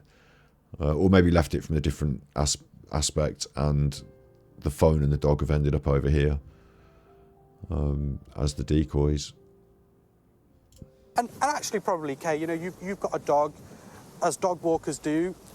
Just let her dog roam around a bit, you know, off the lead. And then, yeah, there's another good idea, Robin Hood. And, you know, from the moment it's about, like, if we're going to say that the kids and the school people are good, you know, good, like, even though the kids have never publicly stated that she definitely took them to school, even if we're going to say that they are good and that they prove that she was definitely there at the school, yeah, did something happen between the school and the dog walk, you know, and you know, has someone else taken the dog on the walk, and has she then been, you know, accosted at that moment? Around a bit, she's let the kids drop the kids off at school. I feel like she's got a bit of time on her hands. I feel like I'm being a bit of an Alan now and just asking loads of questions and not really having a point. So I've got to be careful about that. Like, I know I'm just tired and it's Sunday and we're chilling and we're just chatting. So, but I've got to be careful about that, you know. Would suggest. My point was a bit more. You know, I had a bit more of a point when I started this, and I'm just drivelling on. And that's why it's taken, you know, a bit of time for her to make her way round lower field, upper field, and by the river wire here. Yeah, and then Emma's on the school board, isn't it? The governor's board or some shit. She is seen again in about 3 or 4 minutes. Yeah, roughly about 4 minutes' time. Yeah. A witness, and again, someone who knows Nicola. Actually, yeah, just chat, throwing around ideas, again, yeah. But I'm going to upload this onto Super Chuffer, I think, because this is part of it, in covering this video, and I never really did cover this video, so. And it will have. So I've got to be a bit careful, but yeah, we're just chilling. No one's at, you know, this is cool. What we're doing is cool. It will have been on this stretch of a path, so adjacent to the upper field is what police are suggesting. This route all the way round that we've taken. It's not a big route. As a dog walker, it's not a big route. You know, no. this loop is going to take you 20 minutes. It's not a huge loop. Maybe the dog. It's interesting to me that as well, because she specifically comes down here to come to this dog walk. Like, this is the dog walk, and it's not a huge. As I agree. Like, it looks bigger from the air on this. It's not a huge loop, and like, you live in all this countryside. Yeah, like because I live in the countryside, I don't go to the sort of one by the river. Like, I suppose my old dog used to be a rescue dog, and he was a bit of a nutter, so I used to go into the woods to get away from it all. But I like going into the woods and stuff. And around here, I bet there's loads of sort of like longer, more like I bet there is. I mean, I'm not seeing huge. Of course there must be. Like, I suppose you don't want to get in the car and drive up here, do you? But like, there must be really big, extensive dog walking areas, and this is just a little sort of just a little loop around, isn't it? And like, you have to walk up from the school to get there. So it's like the specific chosen walk, because you leave the car, you walk up, you get there, you go on the loop around, you come back. I suppose this part of the walk now makes more sense because it adds to the walk. And it makes you wonder about the lead and the free. Like, she was like, you let the dog off the lead and it just runs off. Yeah, of course. But Willow was supposed to be the sort of dog that stayed by your side and was going to behave. But some dog owners would think this is not big and open enough, and it's got too many exit points and hedgerows for me to literally just let the dog off and let it go full looper. Might be a bit anxious about keeping it near you and getting it back on the lead at times. It's not quite as big as you think it is, maybe from the air like that. Had a chance to run around in the field. You know, there's a big open space there. And what do police want to know? The potentially people who haven't yet come forward, who would have seen her during this period of time. And that's really been the appeal. We've had, you know, I think we've had 3 police press conferences now, maybe 4 actually, and every single time they've appealed for more information. People who were driving on Blackpool Lane that morning to come forward with dash cam footage in this time window that we're going through right now. Any other dog walkers that morning who knew what Nicola looked like, who saw her dog Willow, to come forward and just give us some detail. Right. This is a busy dog walking area. Suggested to me that it was bitterly cold that Friday morning, incredibly muddy as well. She's moved up to be with her partner Paul. Paul is absolutely sure that she's not in that river. Yeah, Paul has said previously, you know, he is 100% sure that she's not in that river. Which is really weird as well, because he's really close to Peter Folding, and Peter Folding said that he was like, you know, information telling Paul stuff, but Peter Folding at this point was like basically 100% sure that he's got that hit. Like, it's all very weird, that. He actually said that he would like police to search, you know, every home, speak to every person in the area. Here's another question. I don't know if the fishermen in the audience can answer me this one. Here's another question. Is there any point in fishing in that river? Like, you know, this sighting of fishermen the day before, and that area where apparently people go fishing. Like, at that time of year, is there really any point in going fishing? Like, do people do that? And is it a particularly good spot for it? Staines Massive is saying yes. Like, okay, fair enough. I'm surprised in a little way, because it seems like quite a small bit of water. It doesn't seem like there might be loads of fish there, but fair enough if it's a good place to go fishing. You think it's good for pike? There you go then. I suppose the tidal bit maybe more than this end, because the tidal bit might be a bit bigger at times, like when the tide's up. It has pike, etc. Or maybe this end. Like, I don't know. Fucking hell. I thought they were all walking around in it, and it was very shallow in places. So I was surprised to see that it's like teeming with fish. But caravan park over there as well. He wants this. I suppose Rowan Water's a fishing resort, isn't it? Like, that lake must have some fish in it. Whole place thoroughly combed. Police say, look, we've done that. You know, we have investigated all the lines of inquiry in this area where we believe she potentially could be. They've searched 300 properties. Yeah, so there's 300 abandoned properties. They've searched one across the road three times. You can actually see, I don't know if the camera can see it, but the abandoned property is just to our left here, Kay, and that is a property which has been searched, and police said, look, she's not in there. And anyone who's come along, and, you know, people have actually tried to break into that property, you know, armchair detectives coming and filming on TikTok and things like that. Police have warned, stay away from that. She's not in there. Someone still owns that property. When you just mentioned TikTok, let me just, before we move on, because in the next point when she was spotted, TikTok. I was speaking to the council leader in the 7 o'clock hour. I'm not sure if you were with us or not.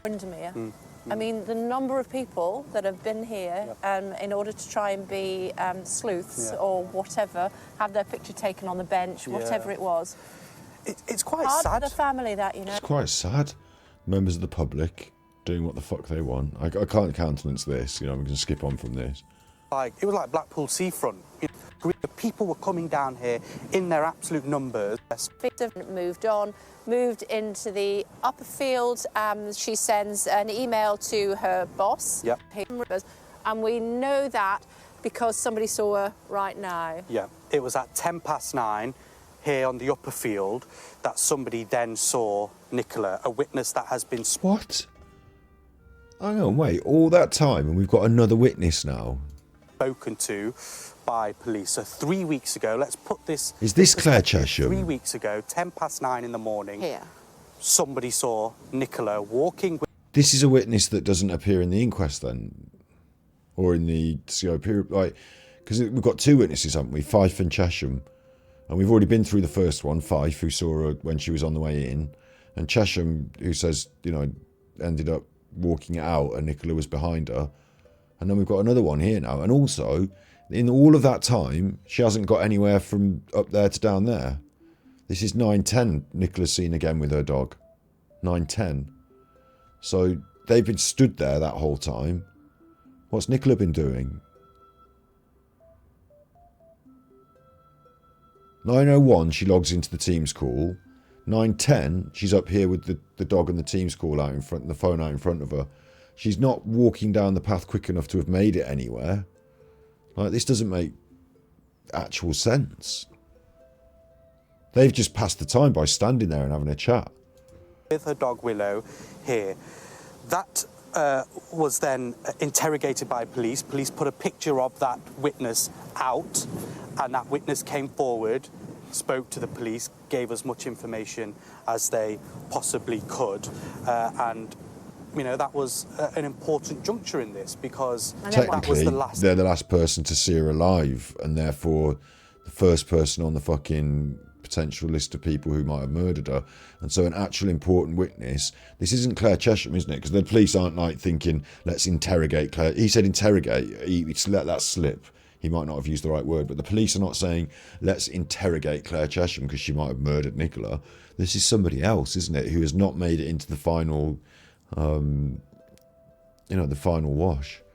Exciting. Yeah. Nicola then carried on with her walk. And I tell you what, if the police maybe suspected you and interrogated you, you are not going to want to go and be part of the fucking inquest and this and that, are you?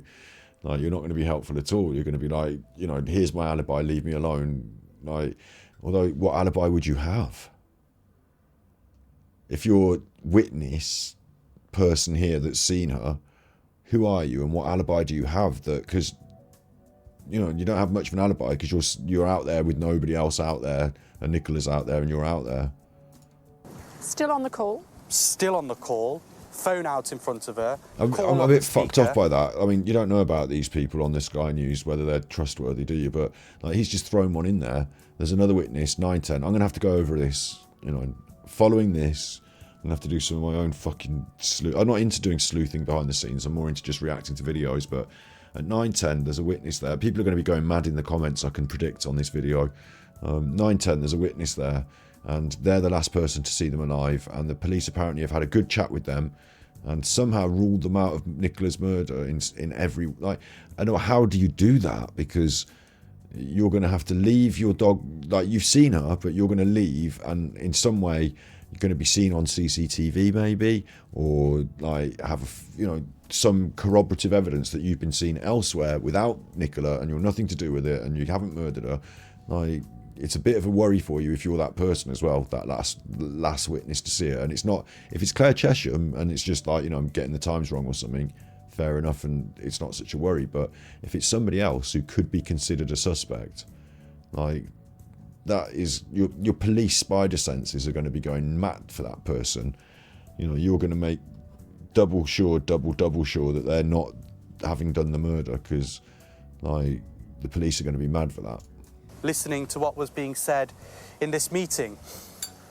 The thing is now is, you know, we're not actually that far, Kay, from the upper field to the bench further on, and it took 10 minutes. 10 minutes. Yeah, this doesn't make sense at all.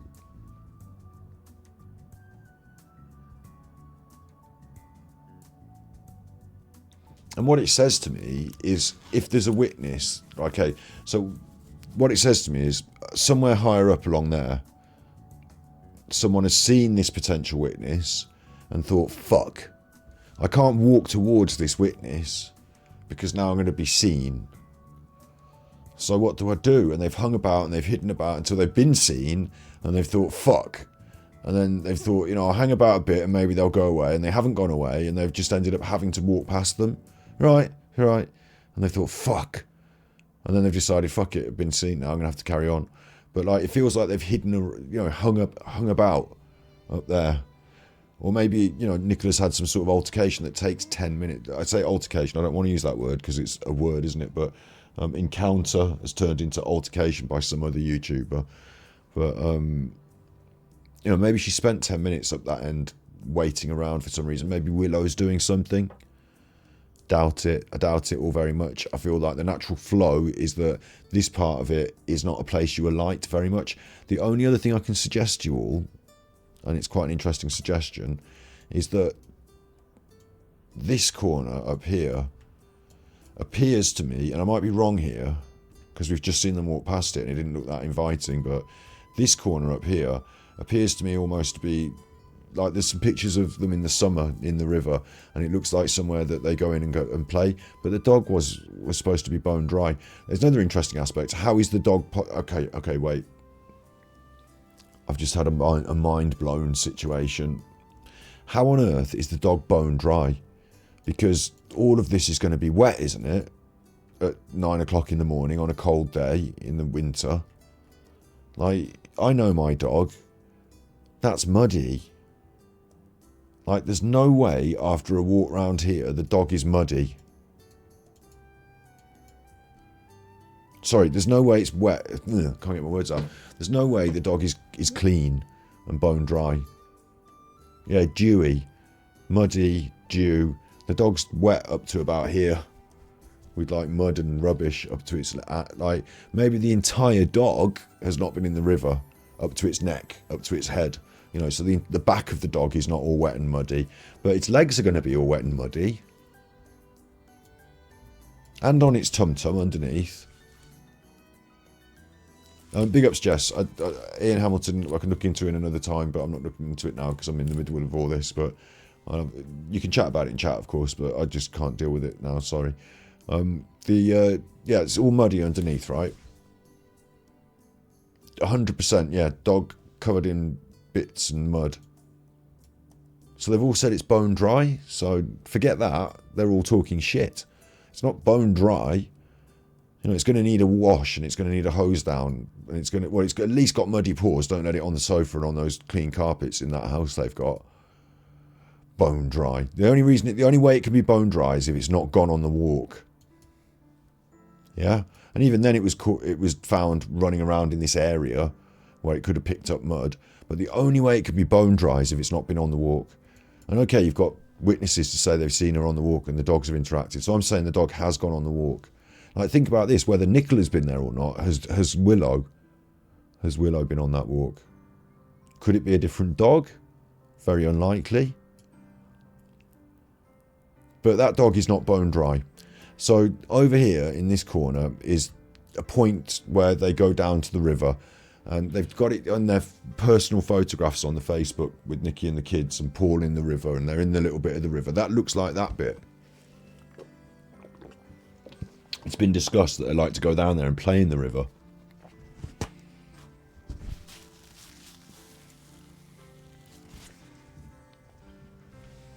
So is it possible, like when they say the dog's bone dry, they're saying that the back of the dog and its head is dry, not its legs and its feet. That would be silly, yeah? So they're accepting that a level of mud and water on the dog up to its legs and feet and undercarriage is just normal dog walking in a field bone dry, but not bone dry. So it's possible that Nikki went down here and played with the dog. The dog likes to go down there. It's possible the dog went down here of its own accord. You know, it's possible that this could be an entry point in this corner. And it's also equally possible that if Nicola's done that and gone in here, that she could come out and someone could be around here and she's like got nowhere else to go and turn. You know, you could trap her in this area. And if she's going to spend some time, we're saying there's 10 minutes went by while she walked essentially around this area.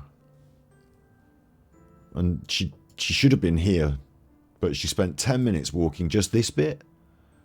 Are they saying? I mean, they got to this bit and then said, well, we're here a bit early, aren't we? Because she took a bit longer to get here. So it's this bit, isn't it? It's somewhere around here. Like, it's funny, really, because I'm half of the opinion it wasn't really Nicola. And like, I've got to live in two, like... funny way of explaining it, but like, you know, you have to have your mind open to all possibilities at the same time. So it's almost like you have to be able to see the story like layered over itself in different. It's kind of like editing. Like you have to be able to see the different options layered over themselves, don't you? But big ups Maria Dula. The satellites don't take like there are a lot of satellites, but the way they orbit the Earth, there'd have to be an awful lot of them to get a 24/7 consistent image of everything everywhere. So they take like a periodically updating image. So it's unlikely that you'll be live recorded by a satellite as you just walk around like day to day. But during every 24-hour cycle, everywhere in the Earth will be covered by a satellite at some point. But you'd have to get lucky to be out in that place at the right time during the cycle, I think. But yeah, there are a lot of satellites. I'm looking through one of them now. Look, this is where I'm getting this picture from. So it's coming to me here. It's coming to me here that you could intercept Nicola or do whatever. Like, you'd plan to do it at this end and keep out the way of witnesses, maybe. Or if Emma's taking the walk, maybe she's happy to, like, stay a certain distance away from people and have seen or see them. Are waving at you while the dog messes about, but still at a distance. But when it comes to here, maybe, and you can see from your end, you can see that there's someone entering the gate, the last person to see Nicola alive, a witness. Or maybe you get up to here and you're surprised because they're behind this, like in your eye line, and then they've just seen them, and you think to yourself, what the fuck do I do now? And you sort of walk around again, maybe, or you hover about. And you hope that this person goes north up this path and along that line, and then you can just leave. But they don't go north up that path. They keep on towards you. And now you're in a bit of a pickle, aren't you? Because, like, do you walk past them, or do you turn around and go a different way? And, like, and at that point, do you just walk past them? Is that what happened? Like, we don't have this testimony from this final witness, do we, really? And that's fucking weird as well. Like, more questions than answers again. But the bone dry, with no mud or moist legs, means she was carried to the bench and put there, says Karen, which makes sense since Willow would make a fuss if anyone attacked Nicola. So what if both Nicola and Willow were replaced and the real McCoy hid somewhere before Nicola was unalived?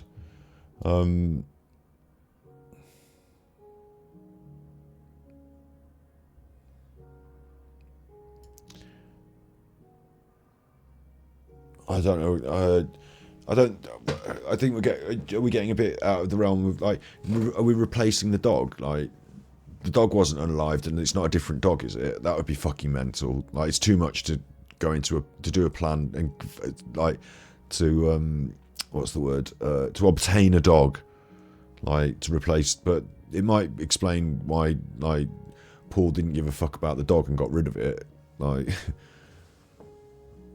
Like, maybe they're both disappeared. I think it's one thing that's come out of this that I do think is fucking weird about what I just said and what you're saying about being bone dry is what is this description of bone dry going on? I understand what they mean. The dog has not jumped in the river, so the dog is not soaking wet. Okay, but the dog bone dry, does that mean got wet legs, got a wet tummis, but not soaking wet? Or does it mean the dog is not dirty? In which case the dog has not walked around all this field. And the dog has not got wet legs up to about here. In which case the dog has not walked all this field. And if the dog's not walked all this field, who is saying that they've had an interaction with her and the dogs have said hello? So that doesn't ring true. My guess about it is that they have used the phrase bone dry to describe the dog, meaning it's not been in the river. But they have obviated the fact that it's not bone dry, that it really is quite moist up to its legs, and that they can't confirm whether it's walked in the river in a place like this. Because to most people who've got a dog, like, if I'd taken my dog for a walk and he's got normal walkies, like wet legs from going through some fields like this, when I get home, I'm going to have to clean up his feet. I'm going to have to, like, wash his feet and, because he's going to go on the carpets and make a mess. But the rest of him, like, does he need a dry? Is he wet? No, the dog's dry. He's just got messy feet, So, but if I'm describing it to the police and I'm saying it as a part of a legal thing, saying the dog's bone dry, not bone dry, no. Like, that would, like, a bone dry dog has not been on a walk. It's a really fucking weird one, yeah. Ugh. It's a weird one. From here to, I'm going to say, 150 metres. 10 minutes. Yeah. So what's happening? Well, what has happened in that 10 minutes? And that really is the big question. What police had actually said, her phone moved towards the bench area.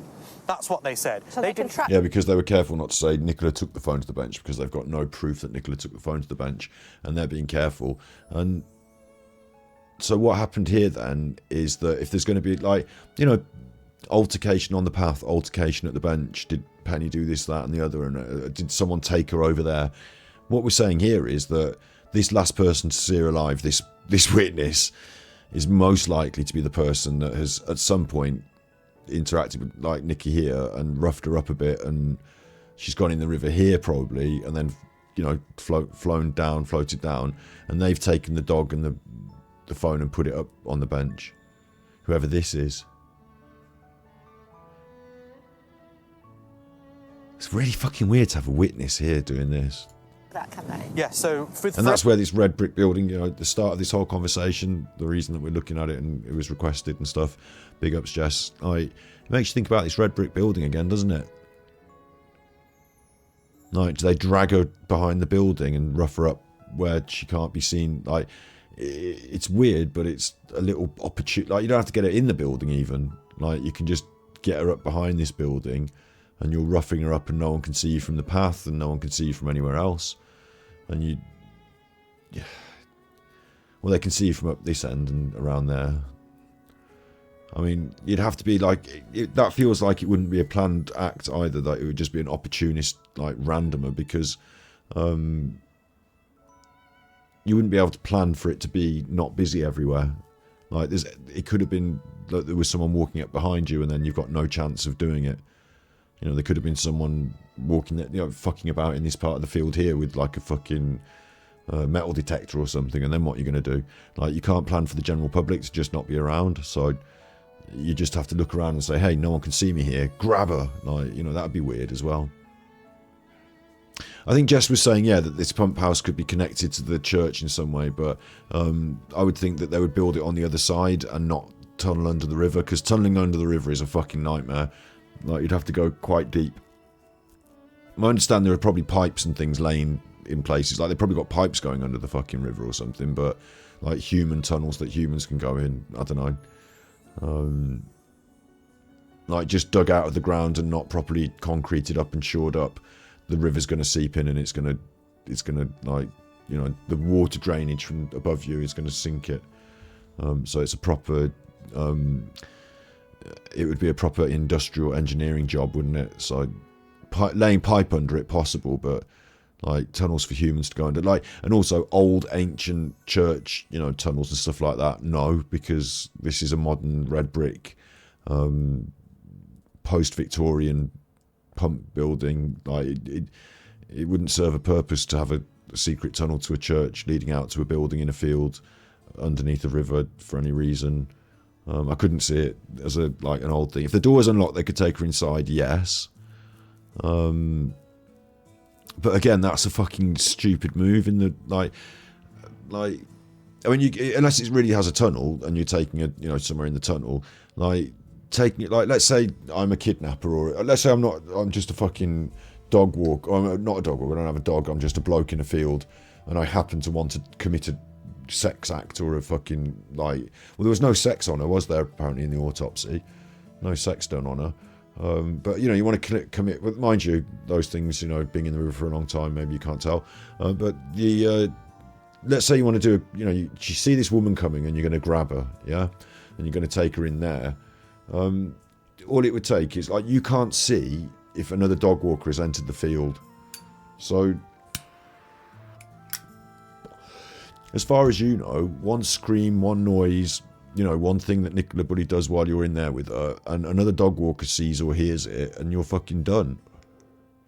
Like, you've got to be a bit stupid, or, like, I suppose criminals do stupid things, don't they? And they do grab people in the street and get seen and caught, but it just... And then if you're going to move her later, as soon as people are looking for her, they're looking for her in this field because that's the last time people saw her and that's the last place she went. And you've got to get her out of the field, but everyone's looking for her. Like, and you're thinking, please don't look in there. No, I'm not having that. I'm thinking it's a mistake and it gets you caught.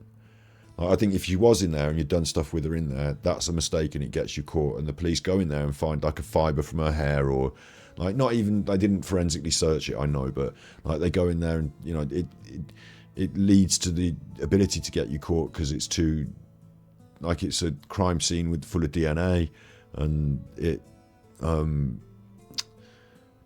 like, the police, when they search it, have such a lot of chance to find things and catch you. Like, I think you want to be,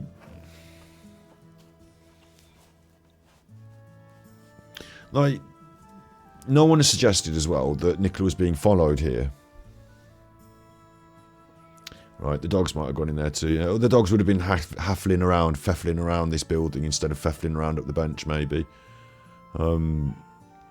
It's interesting to me that my dog is barking in the other room and it's annoying me, but every time he does it, it's going to annoy me, and my brain goes to it, but I know why he's doing it, so there's nothing I'm going to do about it, but some stuff's going on in my garden, and the dog's not allowed in the garden, and he's barking at it. There was another thing occurring to me, and the dog barking setting me off has annoyed me and it's distracted me.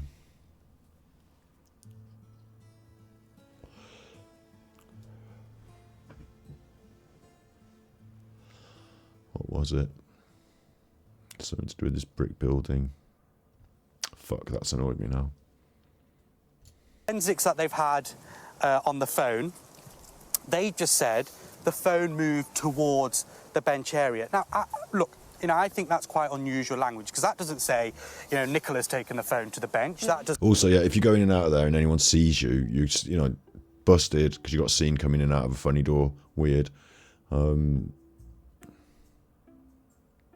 Yeah, that was what I was going to say. So, Peter Folding has alluded to the idea that she'd been chased.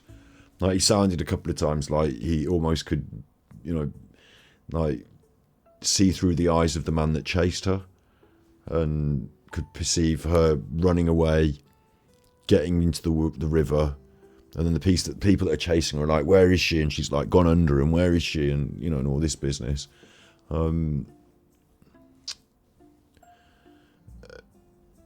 If you're going to kidnap Nicola Bulley, and like, okay, if you're Paul Ansell and you know her route, and you're waiting there, waiting for her, or whatever, there's that.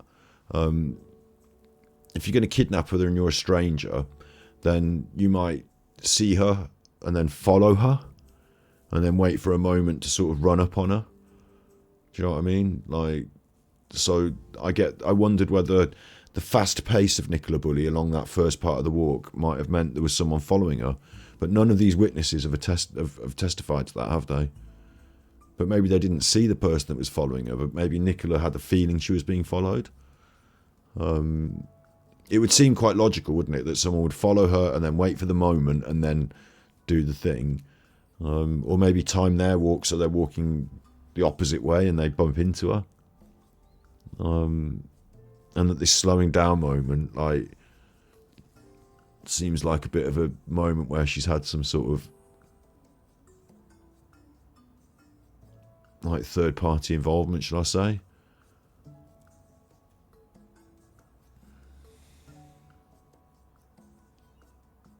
Bit of a weird one though, isn't it? Because you think someone's like, from this point, this is not where you want to kidnap her and try and drag her off out of Rome water or anything. She's got to go straight in the river or in that building, because otherwise, like, how are you not getting seen? And the thing with the dog fight, like going in the river, she goes in the river, she's floating along, like, you know, and the dog follows her along in the river until it gets to the bench where the river carries on, but the dog can't. So that would make sense.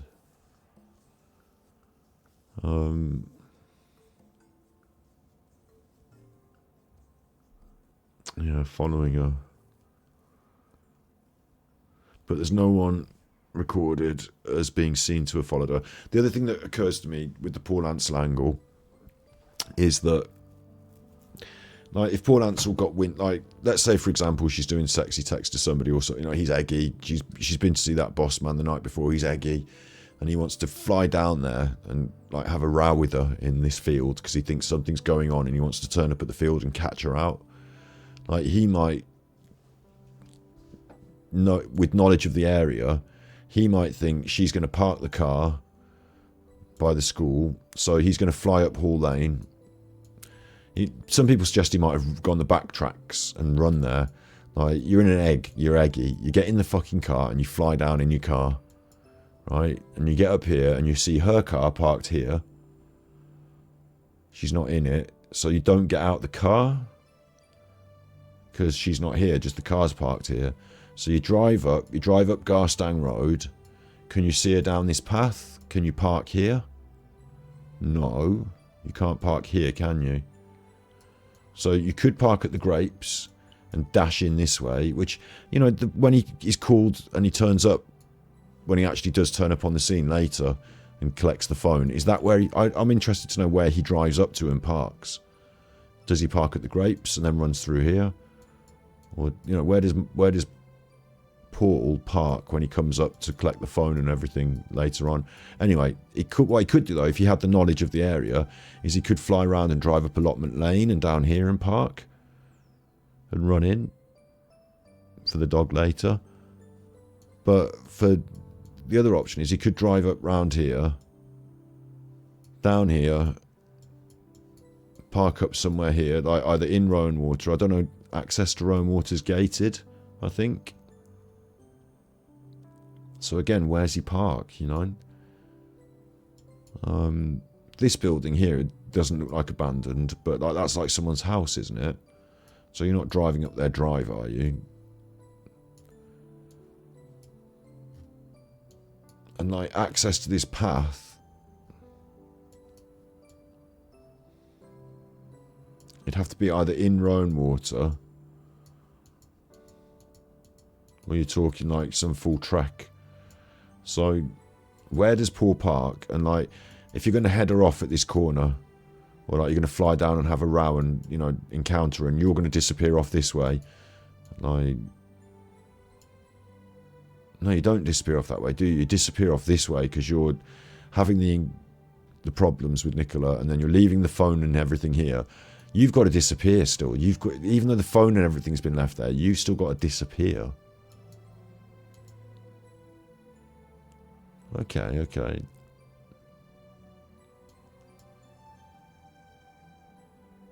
He might not take the car if he'd planned it. Good call, yeah. He might not be in a rowdy rage. He might have planned it, yeah.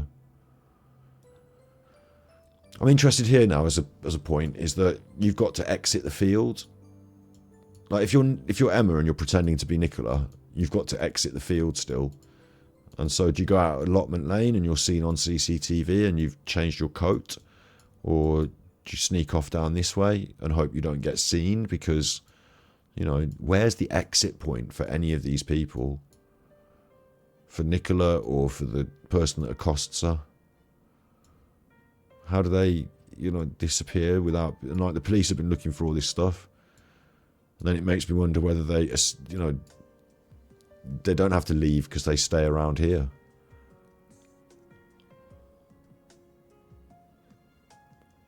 God, there's so many interesting questions, aren't there? This is, do you know what? I'm doing this now on Sunday on stream. How long have I been doing this now?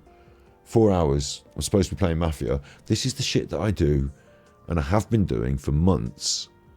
At like 4 in the morning, all night, like just thinking it through like this. And sometimes it's illogical and random, and it doesn't get me anywhere. And sometimes I have little thoughts, and I end up making videos and, you know, talking about things on streams. But I like to try and have my own thoughts. We've got the chat here today helping me, of course. You know, you're here, but I do like to try and have my own thoughts about it and try and, you know, think my way around it rather than watch everyone else's video and accidentally say what everyone else said. But I'm now at a point where maybe I should start watching other people's videos as well and just seeing what other people have said to see if anything might trigger a thought in me. And I've still got a million questions still, you know, I've still got a lot of thoughts. And this could all be just a load of nonsense because maybe she didn't go on the walk in the first place. You know, maybe Emma just come up, went round, left the dog and has gone. And the dawdling about here is simply because she saw there was a witness and she didn't know what the fuck to do. Because the other witnesses are fine. Like, you're coming through the gate. Like, you're running the risk of somebody seeing you when you walk down this path. Which is a problem, isn't it? And the school. Like, or maybe we did the swap at the school, people have said, but once you're in the field, you can keep a distance from anyone, really, as long as you just walk around the other bit of the way, unless you're coming head on with them.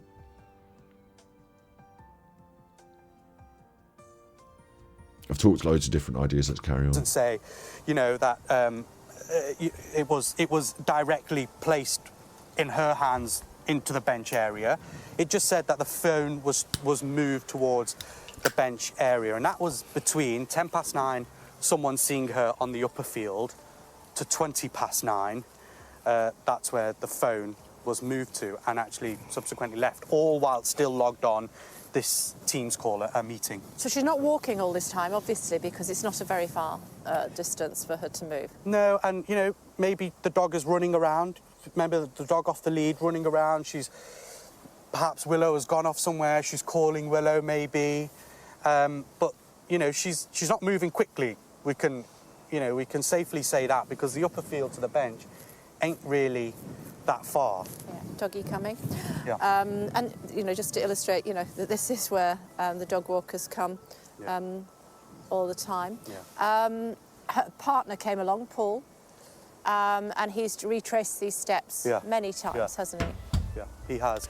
Do you know what? There was some question about whether this was a setup, and like I've always thought that Ron here doesn't want to be in this interview, but for him to be striding along so confidently towards these two, it's almost like either aggressive, contentious, like fuck you, this is my dog walk, I'm not going to be going a different route even though you're here. But he's had to walk through that media huddle, he's had to walk through the gazebo, and it just makes me wonder now whether they've held him back and said, like, and a lot of people can say, oh, you should have said this at the time and you know, got it wrong earlier, but I'm just wondering whether they held Ron back and said, okay, and go now, and he's walked down there and done his little interview.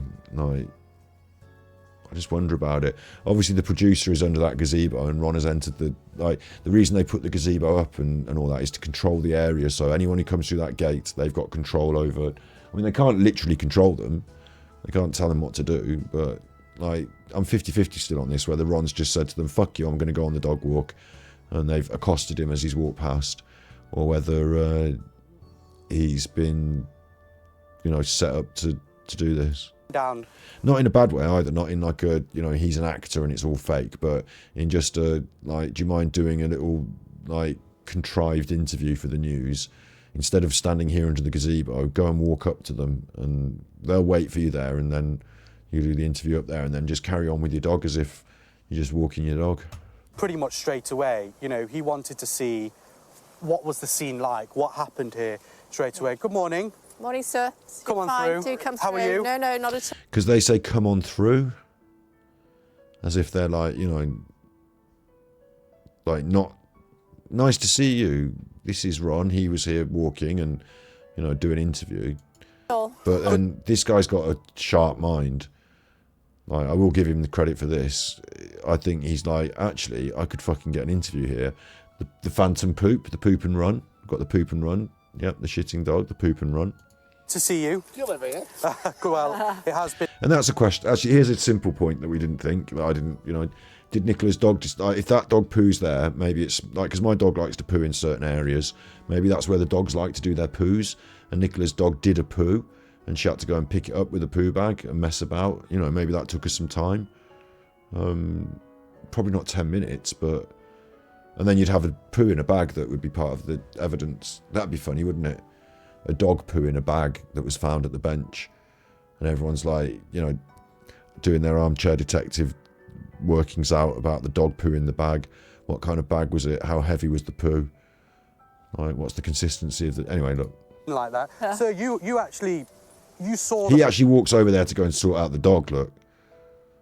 So he's not even... Again, like, he's walking away from them and stuff. Like, if he was contrived to do the interview, I think he would have been more, like, framed and in the interview, and they have to sort of contrive it to get him into it, don't they? Phone, is that right? Yeah. Right. You saw the phone that Friday morning. They go to him and, like, you know, he's not standing in frame with them, like, and she's not sure about whether to do this or not. Morning. Yes. Yeah, and that was around, was it? And this is him and his sharp reporter mind. This is, I've seen this in action, you know, I've been part of camera teams where, like, you're on the situation and you want to get interviews with people, and there they go, and, like, we're doing it, and, like, nobody sort of officially said we are, but, like, let's roll, you know, and, like, this guy's got the idea. So I think this is, Ron said to them, I just want to go for my dog walk, leave me alone, and then he's inadvertently got caught up. Like, it's hard to sort of, like, he knows he's on the telly, I think, as well, though. Before I wasn't sure if he knew he was on the telly, so I think he knows he's on the telly, so he can't just fucking walk off and storm off. But It's 50-50 still with me. After 9:30. Big ups, Jess. Yeah, with all the CCTV footage and registration tech, nothing showed up on your search for your missing loved one who turned up later.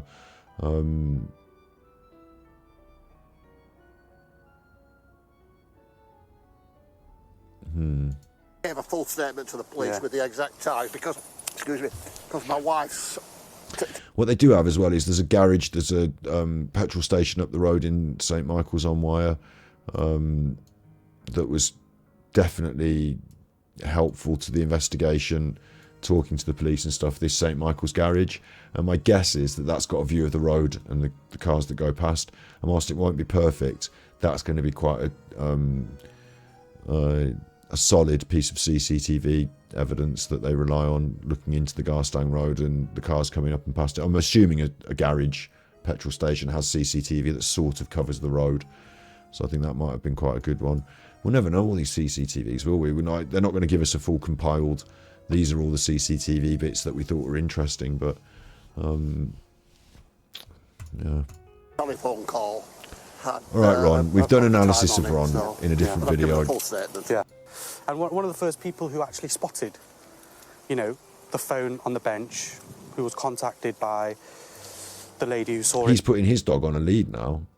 First, he came down here, he saw the wallpaper, he saw a picture of who was on there, and then they knew. Then they contacted the school, because they must have figured that the kids were at that school. Yeah, and that would have been the first contact, and then police would have been informed, and then the search operation And because begins. she was high risk, they reacted quickly. Yeah, that was actually something that they said initially when they spoke to her. Quickly. Yeah, that was actually something that they.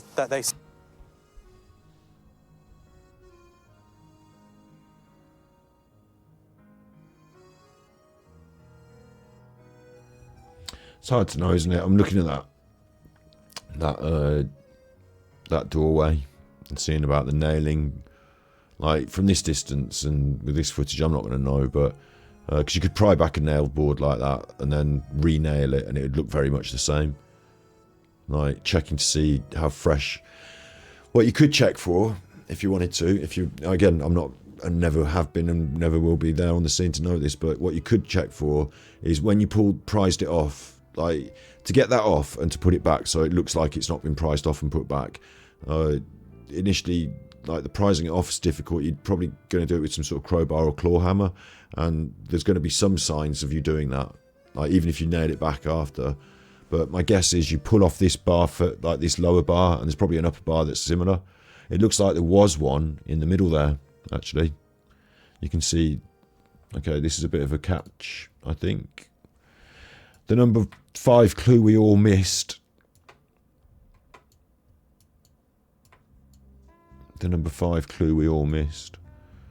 But that's that railing. This is the door.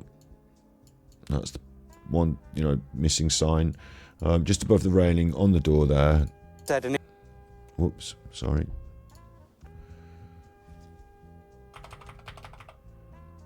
You can see that there's the rail and there is what looks like a crossbar that's missing.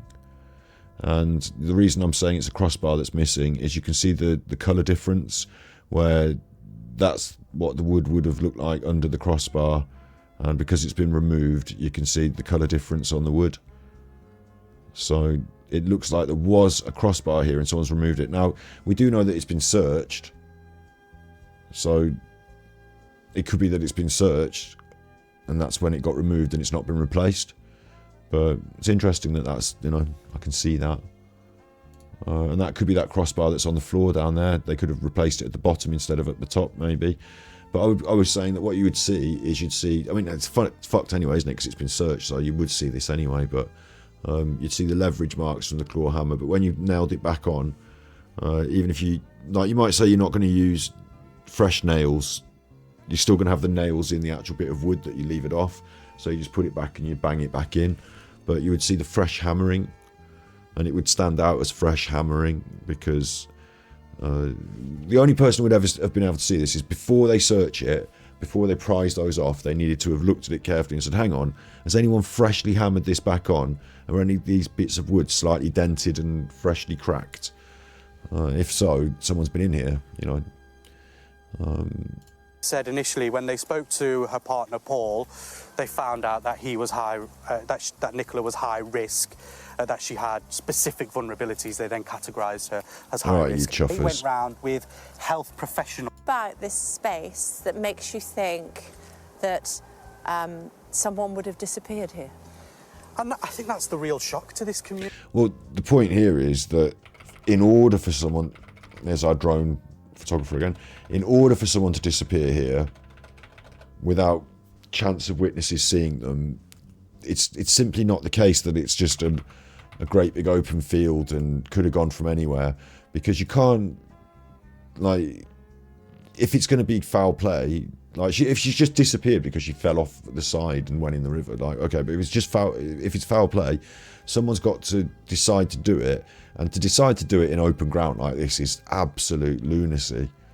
So you'd pick and choose your moments and your positions and your places based on knowledge of whether there were other witnesses, and that knowledge would simply be, I can see them in the field. I know that no one else is coming behind me, and I can see the field is empty. Like, even the thing is, right, if you come in from this field here, and Nicola's over here, right, and you come in here, you can't know that there's no one else in any of the fields unless you can get a good look on it and see everywhere. Like, you know, you don't know that there's not someone walking around down here, do you?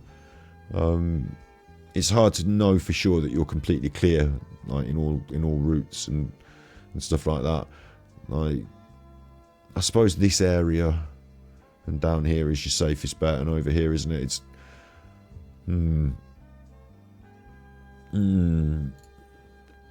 it's all a bit actually.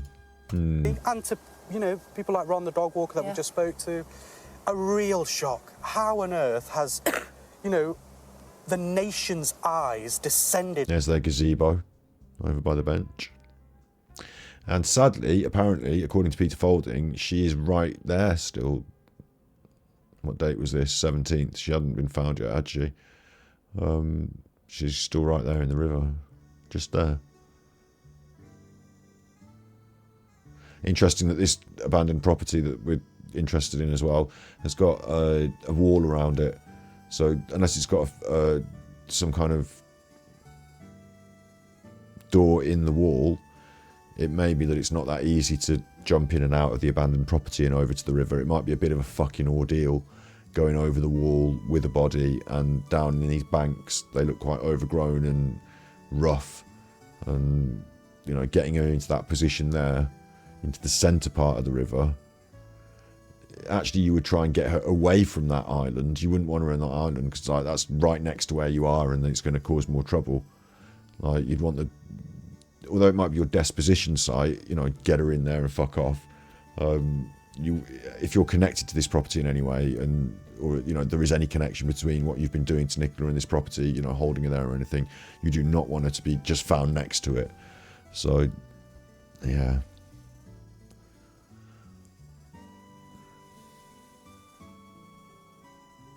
Like, if that, again, I'm not convinced that Peter Folding's, you know, 100% here. Like, I don't know that she was definitely there, but if she was there, it does make sense that she would have gone in around here and ended up over there rather than much further away, I guess.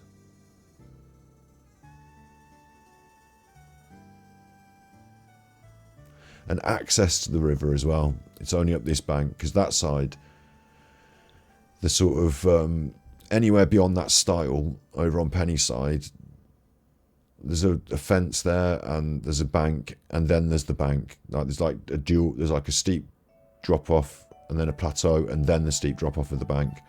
So you're not going to end up, even if you're fighting and messing about over here, you could fall down that and end up here and not be right down in the river. So you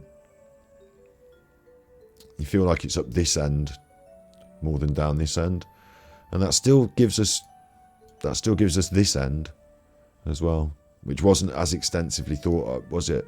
You know, the top end, I know it was definitely searched, but this end of the river, and it still gives us this tributary that flows into it as well. I say tributary, I think it's a man-made dugout drainage from the fields. And I was always talking about, like, you know, those, like there is one of those pipe things there, that like those culvert pipes there as well. There will probably be some others along this here as well, somewhere. Gets a bit shallow there. River Brock. Maybe it is a tributary, look, the River Brock.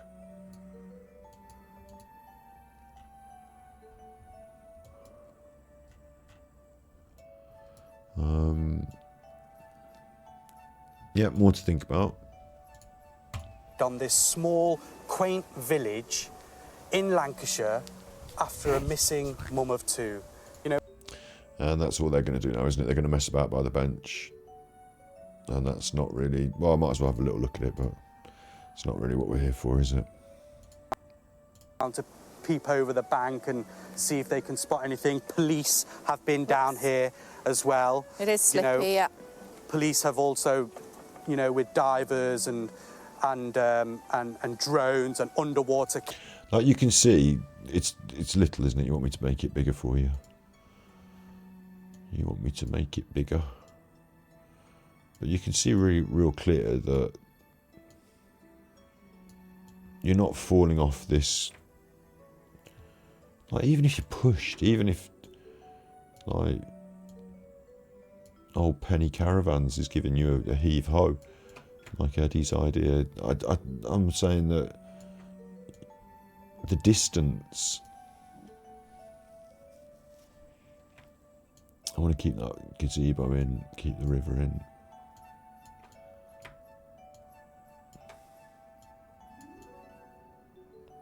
Like the distance, I need to get it all in the shot. Look.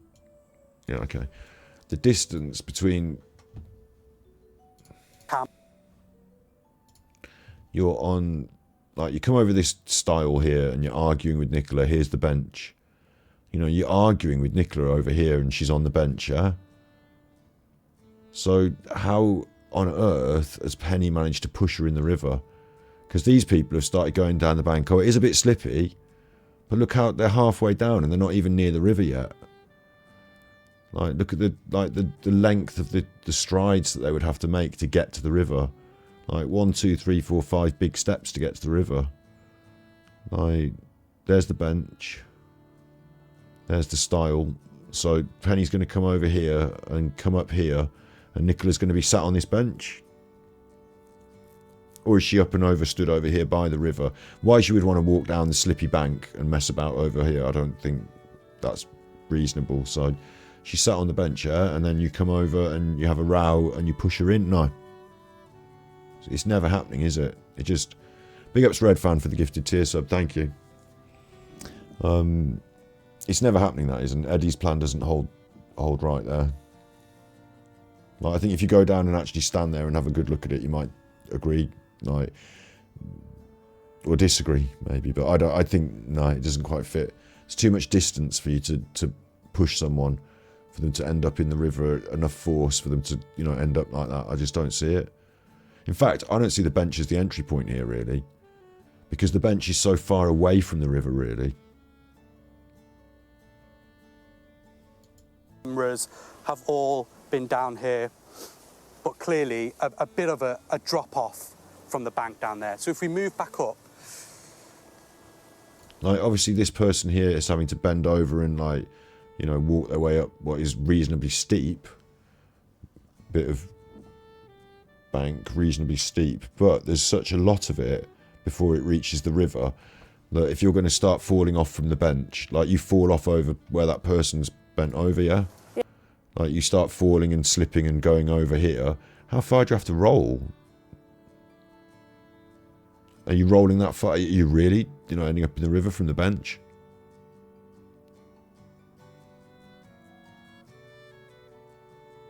I'm not having that. What I am saying is that if someone drops off the phone, yeah, and like if someone pops the phone down there and fucks off, and Nicola's in the water and floating down the water and she floats off down this way, then the dog could go through the stile. Like, I don't think, you see, this is where, yeah, I think this is right here. Like, let's say Nicola's in the water and she's floating. Like, for this thing, like, you know, all of my ideas here, like I said, today's one is just Sunday, vibing. So lots of different ideas coming up now. But let's say Nicola goes in the water and she goes in earlier in that other part of the river that we were talking about earlier, up by that brick house, and she floats down the river or swims down the river or tries to escape down the river or whatever. They've got a phone, they've left it on the bench. The dog comes along, like they leave, whoever this other person is, and Nicola, as she goes off down the river, you would say, well, the dog's going to follow on through the stile then, isn't it? It's going to go through the stile and then follow her down the bank. But it's not, is it? Because it doesn't want to go in the water here. It thinks it's too steep and I'm not going to jump in the water here. And then going through the stile doesn't occur to it because the stile takes it off up there and it really wants to be over through here. It doesn't, like the dog's not got this sense of being able to go around things as easy and understand the geography. So it doesn't know that it kind of has to go back on itself a little bit around the stile, which it doesn't normally walk through. And then up down the bank this way to follow Nicola. Instead, it can see her from here, and she's just going down here away. So it's kind of like stuck, isn't it? The dog ends up stuck at this point, can't go any further. Going further through the stile and off in that direction, he's actually not towards Nicola. Nicola's going off down this way, and it can see her drifting away. Maybe, you know, go under the water and disappear, and it doesn't know what to do. So it's possible, from that interpretation, that from what we're seeing on this video today and from, you know, all this stuff that I'm thinking, is that if Nicola was there walking and had been accosted, I actually think she might have tried to escape and ended up in the river because she's caught between a rock and a hard place here. If someone is stood here and Nicola's over in this end, she can't get past them. Like, this is a choke point here where you can head her off. So if she's in this area, you can head her off. You'll be on that lump of grass, the berm, the big berm, so you're more obscured. She's furthest away from anyone, and she might end up in the river in this area, and she could float down or swim down. The dog could follow her. As can, in fact, the person who's, you know, involved with her there could also follow her. Her and the dog, they could all follow her, get to the bench, and she carries on down this way. And the phone is left on the bench, the lead and the dog is left, and the person could still follow her. Whoever that was could follow her this way. You know, I'm not discounting that. They could follow her through here. But she's not made it, apparently according to Peter Folding, you know, she's not made it over the weir. And she's ended up still, you know, stuck here. Maybe she hid there, maybe she tried to hide there. You know, you'd think she'd come up for air though. Or maybe she's, you know, maybe that's how she's met her demise. But and maybe at that point, the person, whoever that is decided to fuck off. It's just a weird one, isn't it? It's just like, it feels like from the evidence we've been given today, which, you know, take everything with a pinch of salt today, I think maybe. But from that evidence, it seems like she's more likely to have entered the water at this area than this area in some ways. And this last witness to see her alive, I really don't, you know, I think obviously the police would have done a very good job of ruling them out, but I don't know how we need to go back over the inquest and the COP report and just make sure I know exactly who the witnesses are, because I was offered 3 witnesses here. I was offered one that saw her on her way in, one that saw her around here, which I think was Claire Chesham, and now another one that's seen her over here that definitely didn't murder her, but was the last person to see her alive. And she dawdled around here and she slowed down, and, you know, things slowed, or at least the phone slowed down over here. You know, also, are we discounting the idea that there could be more people involved than one? Like, if one person you grab the phone and take it up there, I'll keep it down here or something. You know, I don't know. I'm getting a bit too far now. You know. So this is the part of the river where the police think that she has gone into the Interesting water. stuff. There's no sign here at all of you know, any scuffs or whatever. Yeah. But this is where her phone is found. Yeah, well, look, it's 9:20 Yeah. right now. Yeah. 9:20, 3 weeks ago, Nicola's phone had moved to this bench. And this is what police say. It was here that her phone had ended up. I'm not entirely sure exactly where it was placed, but her phone was on a bench. Yeah. Here. And that's where the team calls. It was still ongoing, by the way. It was on speaker. She hadn't spoken in it. She hadn't got her camera on, but the phone was on the bench here. And then the dog walker that we just saw. Did you say his name was Ron? Yes, Ron. But I mean that comes later on actually, because Ron was, he was one of the first people to notice what had gone on here in terms of the phone, the lead, and the dog. There was actually another lady who owns a caravan park here. She was the first person to notice Willow scurrying between the bench and the kissing gate just there. But it was 9:20, so around this time the phone's still on speaker, the Teams call still going, a Teams call with her. Interesting thing about Penny, right? Interesting. Oh, did the person with the phone walk up and down the river looking for Nicola and then cycle a long way back? Sorry, and then walk up and down the river looking for Nicola and decided to put it on the bench and leave. That's a really interesting point. Yeah, it feels natural, that does. I found a phone on the floor and a dog lead, maybe, and I'm looking around and I'm thinking what's going on, and I've thought, well, fuck this, and I've left it on the bench and gone. Not told anyone that could happen. But then we've got another extra person, or maybe it's that same person that was the witness that has been the questionable witness. Interesting points though, yeah. I was going to say about Penny, right, is people question, Penny and the involvement and all this, like the caravan people are close by and all that. But listen, like, who is going to find Willow? What's the likelihood? Who's going to find her if she's there for an hour in that field? Someone like Penny who lives nearby.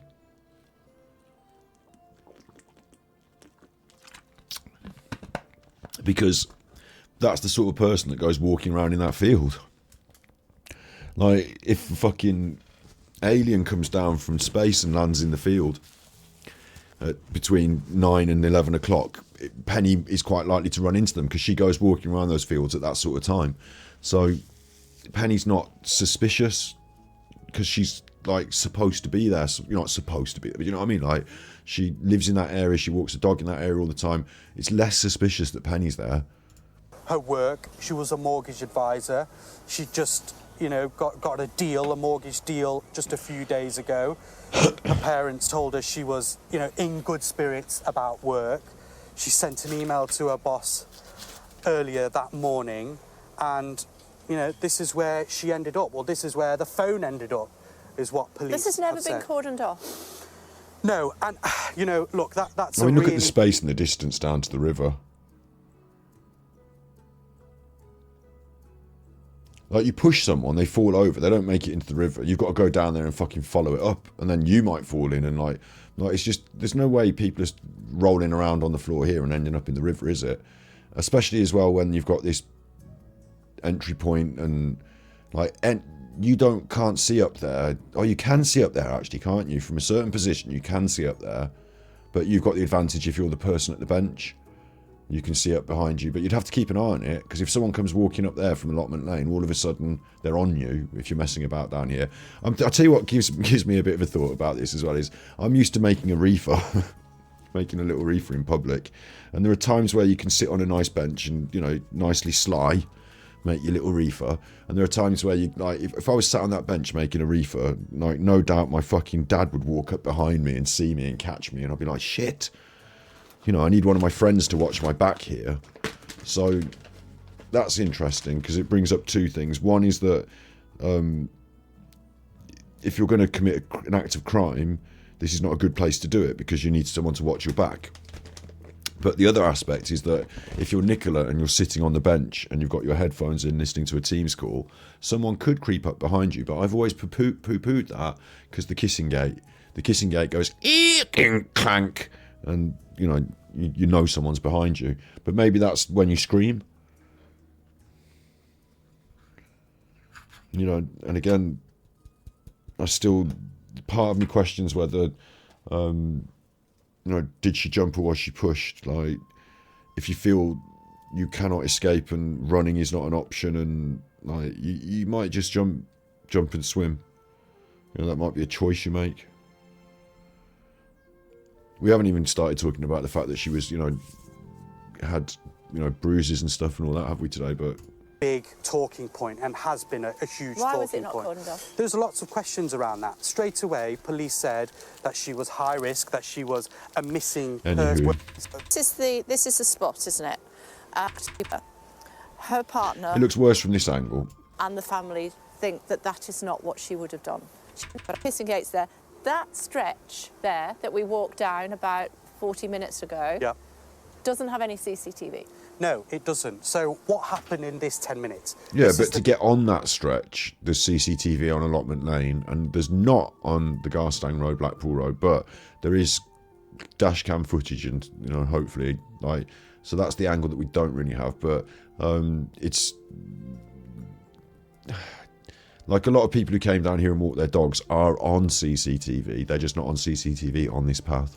Big question. This is the vital 10 minutes that we're in right now, that police are trying to understand what happened from 9:20, when Nicola's phone ended up at this bench, still logged into that Teams call, to 9:30 when that Teams call ended, but Nicola... And I think I'm looking here to try and say, can we see anything on the floor or anything? But obviously there's been a load of people walking around here now, haven't there? So no.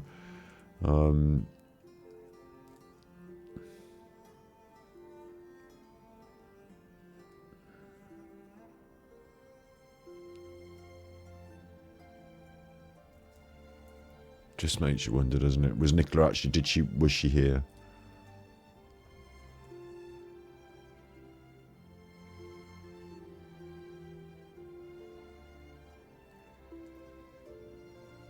That riverbank looks steeper and more dangerous now, but honestly, just seeing it from another angle, it's not an option to me now.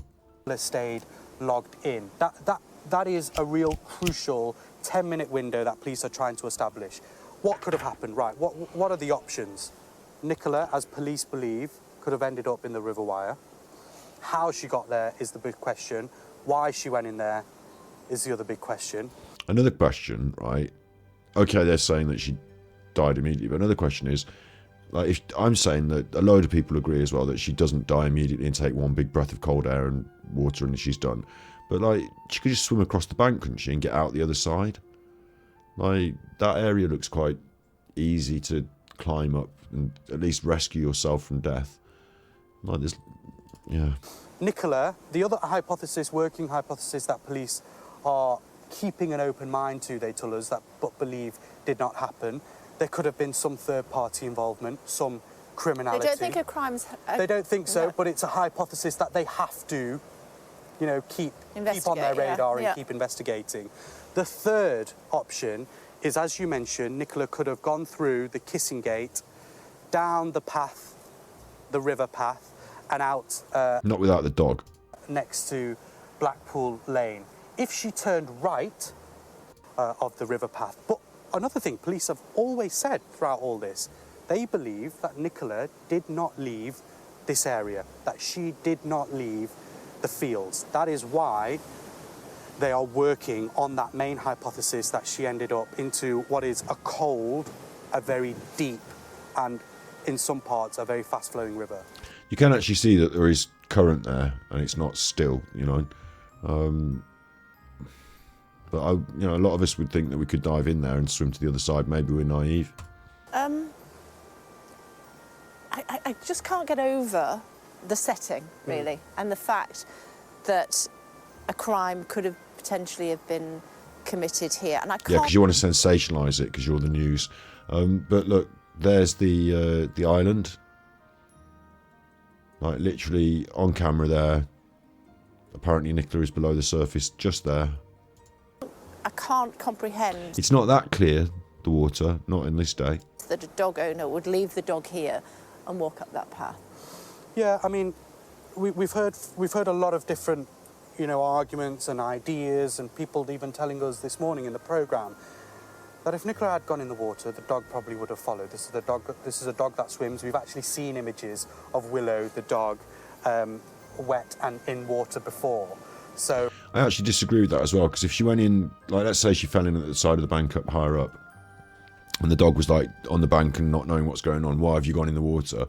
And your head goes under, the dog can't see you, and it's not that smart, so it can't like predict where you're going to come up based on the flow of the river or anything. It's just you've gone under, and it's like, where are you? And unless it spots you come up, wherever you come up next, as you bob up and under, like the dog might not know where you are exactly, and it might hear you and run around, and like it's not guaranteed. Like, why is the dog going to just jump in? Like, I get in the shower, the dog doesn't get in the shower with me. Like, the dog doesn't just do what I do. Like, if you're playing and you're throwing the ball and it's like, you know, you're going in the river and the dog's in the river and, you know, you're all playing, then maybe that it follows you. But I don't think it's just like I fell in so the dog jumped in after. Like, I don't think that's necessarily a fact. We know that the dog wouldn't have been afraid to go into the water. Just to say, we're just seeing Ron go now, and we saw where we picked him up, so it gives you an idea that it's quite a short loop here, isn't it? Bye. Okay, I'm not going to stick with this too much longer because they're going to stand there for 10 minutes speculating. And we've done quite a lot of speculating on that, so I'll cut that for YouTube. Thank you very much, YouTube. You've been good. And remember, if you can't be good, then you don't deserve any Christmas presents because you're naughty. But I'll cut that for YouTube.